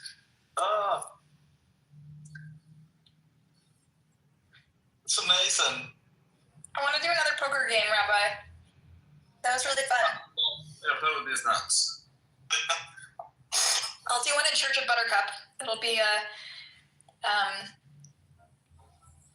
Why are you spreading fake news that I lost? I have told you, fucker. Why did you run away with almost half my money? Did you beat them last night? Yeah, I did, but I was hoping to beat you and take back my money, and then you just ran away. no, it was like split. It was a split pot. Steven. No, I was richer than you. I was like 80K richer than you. It was like 580 to 470 or something like that. Or 520 to 470. It was very close. Yeah, but you took almost half my stuff. But you got most of your money on a glitch. Nah, that's the game, bro. Like you can't. That's the game. Hey, but you got it from male fish. Fucking 8. In the river. Dude. That's right. That changed everything. That changed the whole dynamic of the game. I mean, it happened multiple times though, so it's not that sole thing. I mean, it's a game of odds. It's just a game of odds. That's all it is. You just trust in math and you trust in Allah, and that's it. But if everybody trusts in math and Allah, what happens? Then everyone's a winner. There's no rule. It's socialism. Everyone gets a star on their foreheads. I don't think you'd like your faith if everyone was like, if it wasn't like an exclusionary thing. Like it wouldn't be a cool club if everybody had the same belief, you know? What are you talking about, Bobo? I don't know. I'm saying It's you like don't the fucking really- quote from The Incredibles. It's you like don't- if everyone's super, no one is, or whatever. Yeah. Like you don't all want us to join the Eastern Orthodox Church, right? Because then your religion won't be cool and exclusive. This is a very Jewish mindset. Yeah. I'm a little high right now. Sorry. The point of religion isn't to be cool, Bobo. If you want to be cool, then you should put a tramp stamp, wear fishnets, smoke a cigarette, and wear sunglasses inside. I mean, that makes you look. In fact, that's why religions splinter, because they get too big and they're not intimate and cozy anymore. And so people need to splinter into sub-religions, and then it feels cozy and exclusionary again. The polytheists don't have this problem. That's just math, Rabbi. Religions only splinter when they claim to have an objective truth. Rabbi, what do you think about this idea that the polytheists don't fracture and have issues? Exactly. They do, though. They do. They don't believe that they don't believe that they have an objective truth necessarily. They don't believe that they have. They do fracture. There's like different strains of Hinduism. I mean, different strains of a compelling case. I think it's You have Apple right here. He's a Hindu. He doesn't mind a Hindu who disagrees with him on this or that. That's not how they roll. That's right. They don't have a way. Yeah, we have a way. That's what I meant by objective truth. So there's a way to do something. Other ways are wrong. Yeah, according to you. Right. According to the polytheists, whatever. That's not how they see things. They don't have a way to do things. They have, like, it can be multiple ways to achieve the truth. Whatever, like Freemasonry is based on all that Hinduism stuff. That there's multiple ways to realize the truth. All right, Boo Boo PTR, it's not great. But it gets the We don't believe in that, Lou. We believe Jesus says, I am the truth and the way, and only through me. That's like even worse. It's more vulgar. We're very strict. We're not. Why does it be like a teeny weeny bikini? I didn't ask. We're strict. I'll ask to make it bigger. You made it worse. Now you really can't unsee it. Now, it looks like hooves. It does. Like hooves? Yeah, it doesn't look like. Add hands. If you add hands, then it'll work.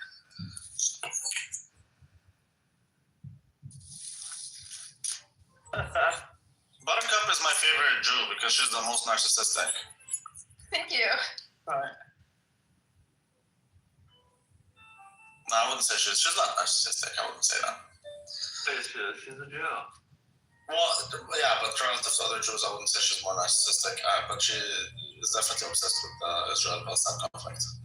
Do you prefer your Jews narcissistic or more or less narcissistic? Ooh. Do you prefer your Jews to be more or less narcissistic? Less. Because I like difference. I don't like the norm. The average Jew is very narcissistic, so I would rather be more interested in a Jew that's not narcissistic. So This proves her other point, where if we all believe in the same thing, you'd want to break away. You like people who are original. That's not everybody. I am a contrarian, but not everyone is a contrarian. I'm a contrarian. Okay, but not everyone is. I'm so contrarian. I'm not contrarian. Most Jews are contrarian, like to an annoying degree.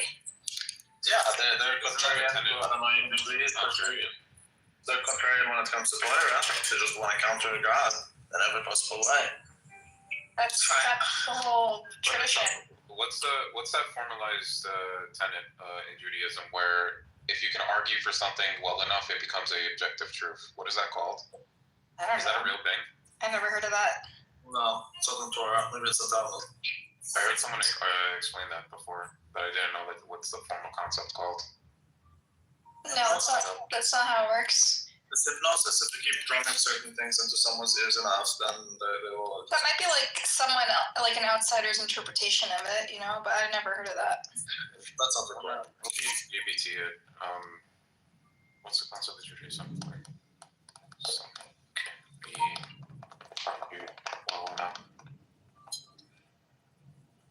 That's not a thing. My dad's a rabbi. It's not a thing. Your dad's a rabbi? Yeah. Rabbi's your daddy? That's why I know more Torah than rabbi. Oh god, I can't freaking pronounce this. I'm gonna type this. How does your dad feel about your views on Israel Palestine? Yeah. Well, it's mostly because they're like Zionists, but like they're just used to it. I've been like the crazy person who yells about apartheid and genocide at the Shabbat table for a while, so they're just part of the.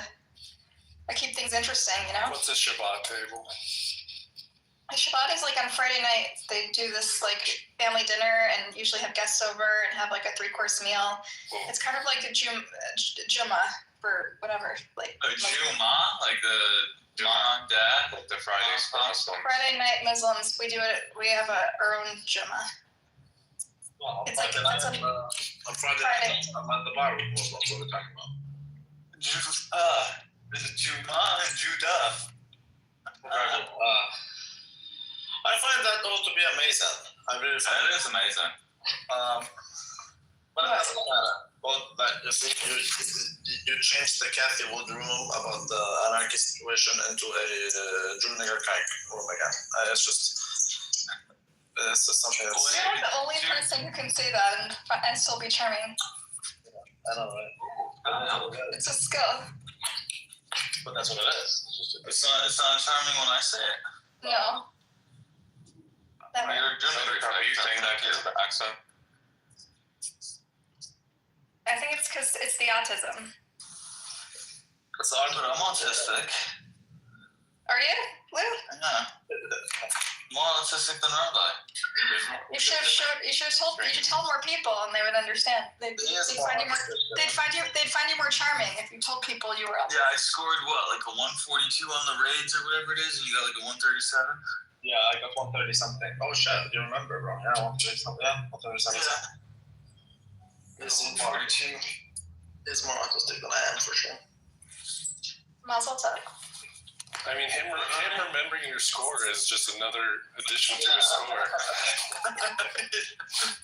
Yeah, I do remember he was 140 something. I was 130 something. Yeah. That's how Rabbi's autism manifests. He remembers everyone's autism scores. Benchmarking autism is crazy. Well, Rabbi doesn't believe in benchmarks. Who's that fool? I'm telling you, things are relative. We were arguing about AI benchmarks like last week, and you're yeah, like, that doesn't mean I don't believe in benchmarks. That means I don't believe in those benchmarks. There's a problem with the methodology, you mean? I forgot what he is. No, he was saying that the only benchmark is how many people use it, basically. That's the only relevant benchmark. Oh, no. I'm saying, this is what I'm saying. I'm saying that number one, you don't have the data because these are companies that are not publicly traded. I don't know what that has to do with benchmarks, though. Well, what depends on what kind of benchmark you're talking about. Are you talking about the performance benchmark? Yeah. Okay, performance benchmark in what sense? In what use? Well, they have all different benchmarks. Okay, I get each one of them has a different benchmark, but when you use it for day-to-day activities, that's as far as a different benchmark than when you use it for coding, right? That's a different benchmark. You can't say, oh, most people say this is better, but based on what? Aren't they usually pretty specific? Yeah, they're very specific. I've seen benchmarks for like the LSAT score. I've seen benchmarks they're very, very specific. Yeah, but the LSAT is very broad. What do you mean broad? They're still being compared based on taking the same examination. No, fine, but the material of the LSAT is pretty broad. It's not that. It's not. But I would assume they still give it the same exam. Like it's still a comparative score if they're taking the same exam. No. Yes, that's right. So, but that is the benchmark. Is the LSAT, whatever. That would be a benchmark, but you can't use that to say that ChatGPT is better than Grok. No, that's stupid. Like you would look at multiple, right? So like, okay, you would say LSAT has scored this. You would say on this coding benchmark that's like a standard that people look at, it scored this, blah, blah, blah, blah. And you the user would make a holistic decision of what they want to, what they want to choose. I don't know what this, I forgot the story of this benchmarks, what they were. I don't know why I had an issue with that. But if you say it again, I probably know. Well, I wasn't referring to. We were speaking about benchmarks in general, but like they have the scientific benchmark, they have mathematics, they have all different sort of benchmarks. It's debated. I don't talk about these things. That's what I'm wondering because I don't care about these things. I care just more about where should I put my money. And AI, I don't think is a place where you should invest, anyways. Because again, the biggest companies are not publicly traded. You can't invest in Grok or ChatGPT. You can't invest in those. Doesn't Microsoft own like 50% of OpenAI? You would just invest through Microsoft. Right, exactly. So you're going to have to invest through someone like Amazon with Anthropic, like NVIDIA, blah, blah. Okay, so you can own AI through these companies, but you can't own it directly. That's kind of no different than many technologies, to be honest, because I work as until recently I've transitioned to the tech side, but up until recently I was a primary research analyst at a hedge fund. And most of my clients, when they're mapping out their investment strategies, they're looking at the supply chain. So when someone comes to me and they said, okay, we want to invest in electric vehicles, they're looking at like the tier 1 to tier 3 suppliers of the raw materials themselves. Then they're going to the actual OEMs, and then they're going to distributors of electric vehicles as a product, et cetera, et cetera. So you invest through different companies, yeah. You look at the entire value chain. You think about Tesla humanoid versus the Chinese humanoid. What's the name of that fucking company? X. I have no comparative knowledge of the Chinese What do you do with the hypebeast. cars, the electric cars between Tesla and Xpeng? Something close to cost of capital, like no American. Xpeng, yeah, it is Xpeng. It's the same company. It's the same company. Yeah, what's the difference between Tesla and Xpeng? Big, huge difference. You're talking about like between the vehicle models themselves. It's not even Between close. their manufacturing prowess. Between their Manufacturing prowess. their The future. Chinese were able to mobilize a greater number of skilled workers much quicker than America. They don't have to worry about the cost of labor. They also are dealing with consumers that are willing to pay premium for more advanced features. Where in America, you would have people that like would be adhesive to like adopting electric vehicles very fully for cultural reasons, for like user preferences naturally. But then they also, if you look at the labor negotiations within the United States under like the auto workers union, after every single round of negotiations, when it comes up for renewal, like every 4 years, the gross profit margin for these companies has decreased considerably, and they've had to strip down the vehicles, like material-wise, quality-wise, to make up for that gross profit margin loss. Ultimately, I see the United States conceding to China and just using joint ventures to get skilled Chinese labor that is subsidized to basically build their cars. China's gonna just become Toyota of the 80s and 90s. They already China owns the battery industry anyway, so yeah. This whole push to electric vehicles is just a way to surrender the automobile industry to the Chinese. It's also there's critical industry. So my whole theory around why the tariff war happened is because the European markets. Okay, so like over 14 Chinese electric vehicles entered the European market last year. Actually, no, in the past 12 to 18 months, roughly. I don't remember the exact stat. But it's like 12 to 14 models entered. Their market share in Europe has gone up double-digit percentages in like more than 5 countries in the European Union. And if they are now adopting electric vehicles in China, coming with that is the whole value chain of the software, of the hardware to support that, of the batteries, that European countries now will have to lean more and more on Chinese infrastructure to support a critical product and critical industry like the automotive industry that China is now taking over in those European markets. And the U.S. sees that as a broader global security risk. What happens when software gets taken over by Chinese? All the things that are connected to the value chain of an electric vehicle, which is the reason why Trump tariffed them so hard, basically probably saying, listen, we see the market share shift with these Chinese electric vehicles. This is a national security risk to us. We get there's economic incentive in the short term for you guys to accept these things, but we're going to tariff the fuck out of you because we can't accept the reality of China becoming integrated into more and more into European supply chains, where it's for automotive vehicles, which is a key sophisticated product, which has huge economic and security implications for us. But that's what's happening. I think the U.S. is fucked, to be honest with you. The U.S. is The U.S. was supposed to develop into a service-based economy, but we didn't have the educated workforce to support that in the last 20 and 30 years. And now they're getting rid of all the H-1Bs, which are basically in every major industry that is of highest value and highest productivity. But we can't really produce that anymore because we don't have the private schooling or the public schooling to make up for those numbers. Yeah. I think the U.S. is just going to end up downsizing. I was pretty sure probably just fucking secede, like, just leave the U.S. if I'm being honest with you.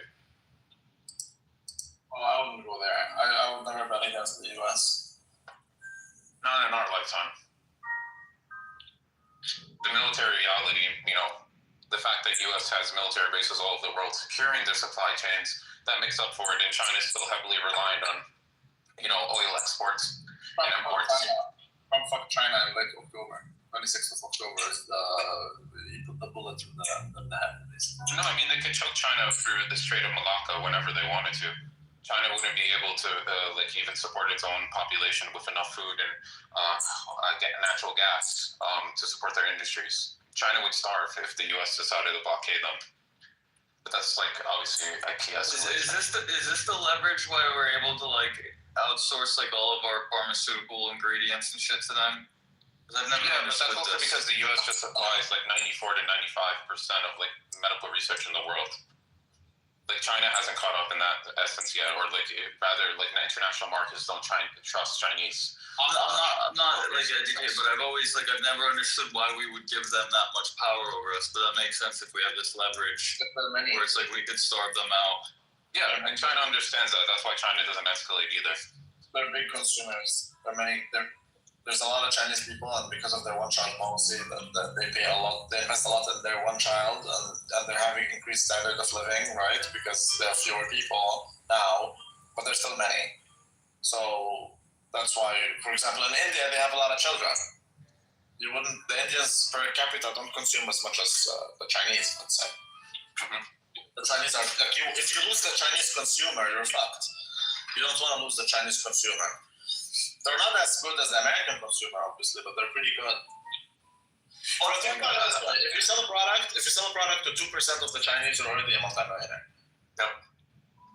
I wonder there's a lot of talk of like the population collapse and the TFR rate and all these things, but like I wonder at what point, if at all, does AI basically inherently make your population become a liability, like a larger population? Like obviously there's a point where it gets too large now where it could become a liability. I guess depending on how the age is dispersed, but you're talking about the value of physical labor when humanoid robots are cheap enough to produce at mass scale and deploy. Basically, yeah.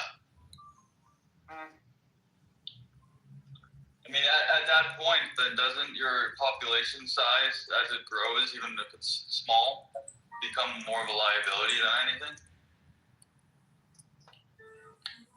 I think there's going to be a transitional period where it's going to be very tough for like the people like or countries with super high populations, but those populations are majority unskilled labor, where they're not going to be able to find employment in the market. But at the end of the day, I don't think there's any country in the world that will be willing to let those people starve. There would just be mass turmoil, like a lot of class conflict as a result of that. And there would be like a uprising of the. Yeah, and like they would have to like carry that burden and load like for a while, like for multiple generations. Until I guess like the countries that develop their educational systems and are able to get to a service-based economy where the majority of people can work in like R&D, right? You eventually get to that point, but then it's just going to be a welfare state and mixed economy until that.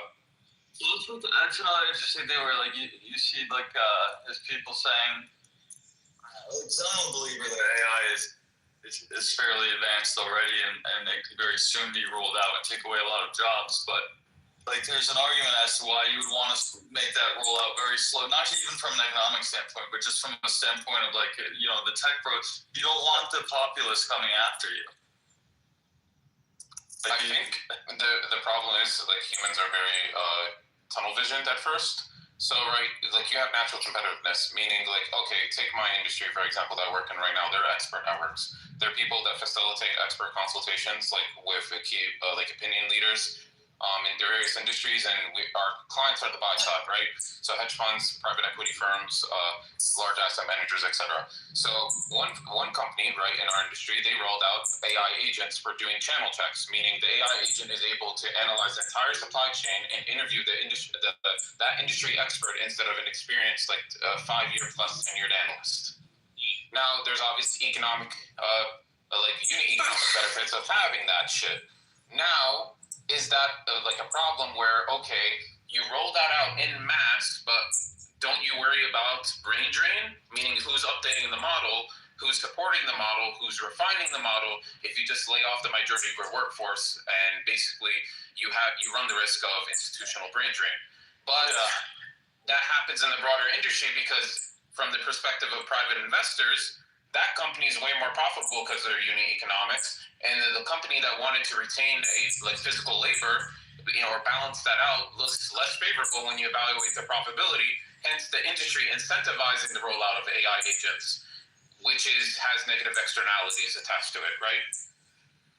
So it comes back to regulation, or the industry learning the hard way that they should have done that, and eventually they reverse course.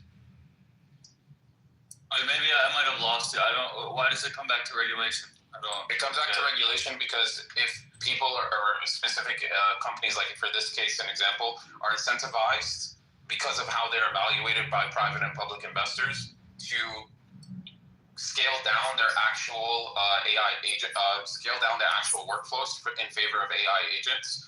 But there's negative externalities attached to that, which is the institutional brain drain, and now you've effectively killed the incentive for people even to go into that industry in the first place.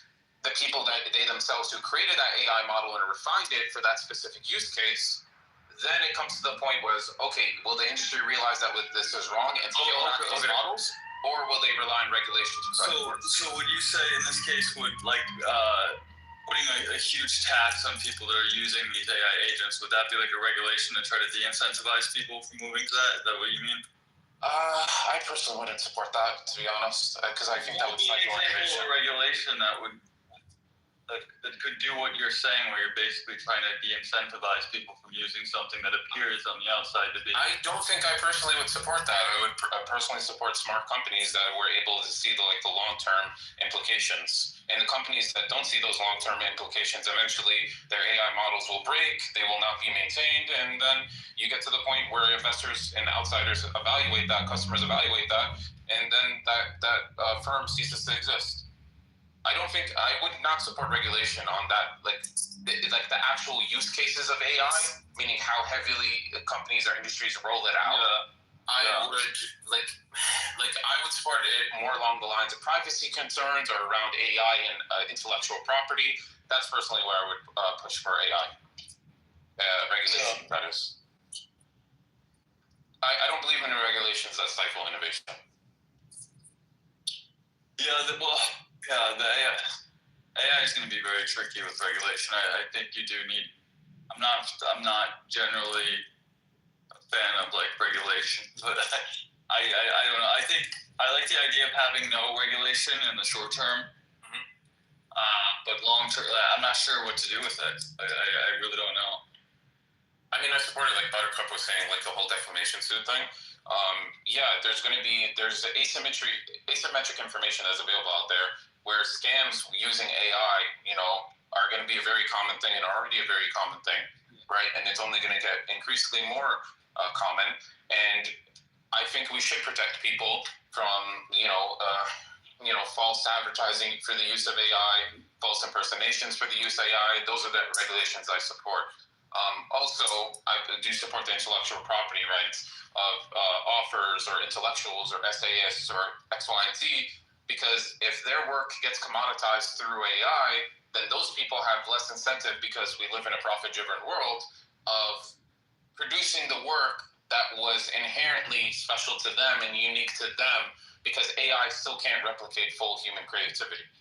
Yeah, but then that's that's where you get into this, at least in my opinion, where you get into this idea where it's just going to say, is there any original thought? Is anything that it replicates, is it actually, innovates, is it actually really sort of just replicating several different ideas, and that's the only reason? I don't know.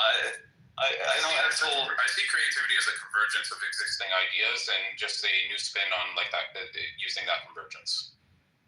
Theoretically, an AI can do that, but the person who's prompting that AI or guiding the AI to do that needs to be pretty well skilled or well adapted in that field in the first place. Yeah, but I think we're moving closer and closer to prompting not being that relevant. It's still extremely relevant right now, but we're getting very close, it seems, to where you really. I mean, I wouldn't call myself a prompt engineer, but I got really big. I was fascinated by it for a year and a half. I couldn't believe the different outputs you could get simply by prompting it. But it seems like you're getting further and further away from that, where it's becoming less and less relevant. And eventually, it seems, if it keeps tracking this way, that you'll just be able to ask it or tell it what you want, and it will do it for you. I think, once you get to the point where agents and full workflow automations are developed enough to the point where there's a lot of implicit understanding that AI has, and when you ask it a much more simpler prompted question, that's just going to be able to inherently answer you back without you needing to go through, 3-paragraph prompt, right? Or it'll create agents, sub-agents, so Auto GPT, if you're familiar with that. That was a very interesting. Yeah, it was a fascinating fucking project. That's when I came across Auto GPT, I don't know, 2 years ago, maybe even 3 at this point. that's when I was like, okay, people really aren't seeing what this can do. Yeah, This was a whole different framework that people weren't familiar with, and the results were like astounding. This was on GPT 2.5 Turbo. The results we produced were beyond GPT-4. I feel like we've actually downgraded with GPT-5, or rather, like the base model. I'm not impressed by it, to be honest. This is my impressions of it, of using it, right? Because I work on like automations for my investment firm now. Like it makes a prompt engineering and also guiding like development of our agents. So the base model of 5, like basic 5, right? I feel that's dumber than basic GPT 4.0, right? Yeah. The thinking model, which takes 3 to 5 minutes to send your output, is considerably better. But the thing is, beforehand, GPT-4 with its like latency of like 5 to 10 seconds was great. Now, for me to get a comparable or better answer in 99% of my use cases, I have to wait 3 to 5 more minutes than previous. So the low end is horrible compared to before, but the middle tier and higher tier is objectively better. But that's annoying for a basic user. Yeah. The thinking models, they're giving it more reasoning tokens, right? That's kind of my understanding. Is that basically what it is, or is it entirely different? I've noticed a reversion, like in sense of like it being like ass kissing. I do notice that also it has more like. I don't know. Like I prompted my custom GPTs very specific, so maybe that's just like it's systemic from that. But I have noticed difference in approach to formatting, and in general length. It's shorter than it used to be. Like the outputs I get are much shorter. Yeah. Which I'm guessing it's good. Like maybe that was user feedback around responses being too long and people needing quick answers, because a lot of people just use it as a search engine. Which is annoying, which is why I'm kind of preferring Gemini more and more nowadays. Oh, dude, well, I can't. I'm very interested to see what 3 is going to be. It's supposed to come out last week before. Now they're saying the end of November 18th. Very. That's the thing with this industry too. It's very difficult to stay up to date on a lot of things. Like if you don't read news flow within 2 weeks, you're already going to be lost. It's actually insane.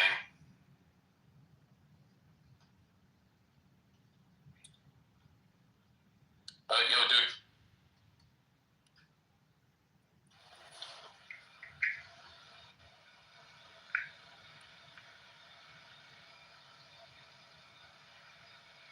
Dude, I was gonna say I'm gonna go catch dinner real quick. It was good talking to you, man. I'll see you around. Yeah. See you around. Take care.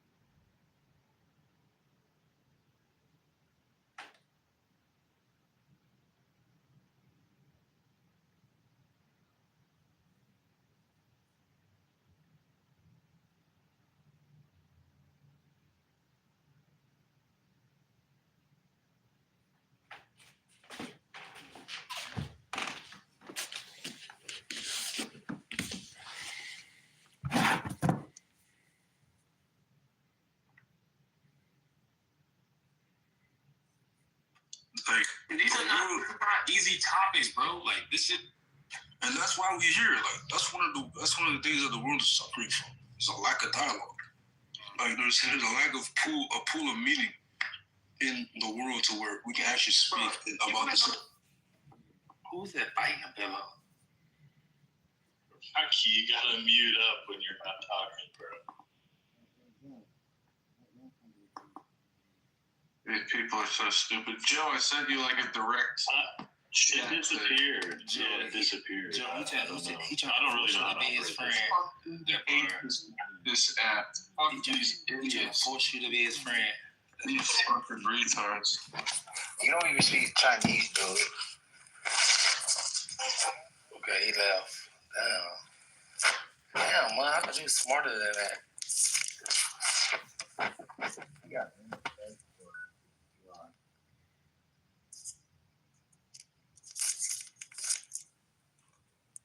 Did they go on a DM?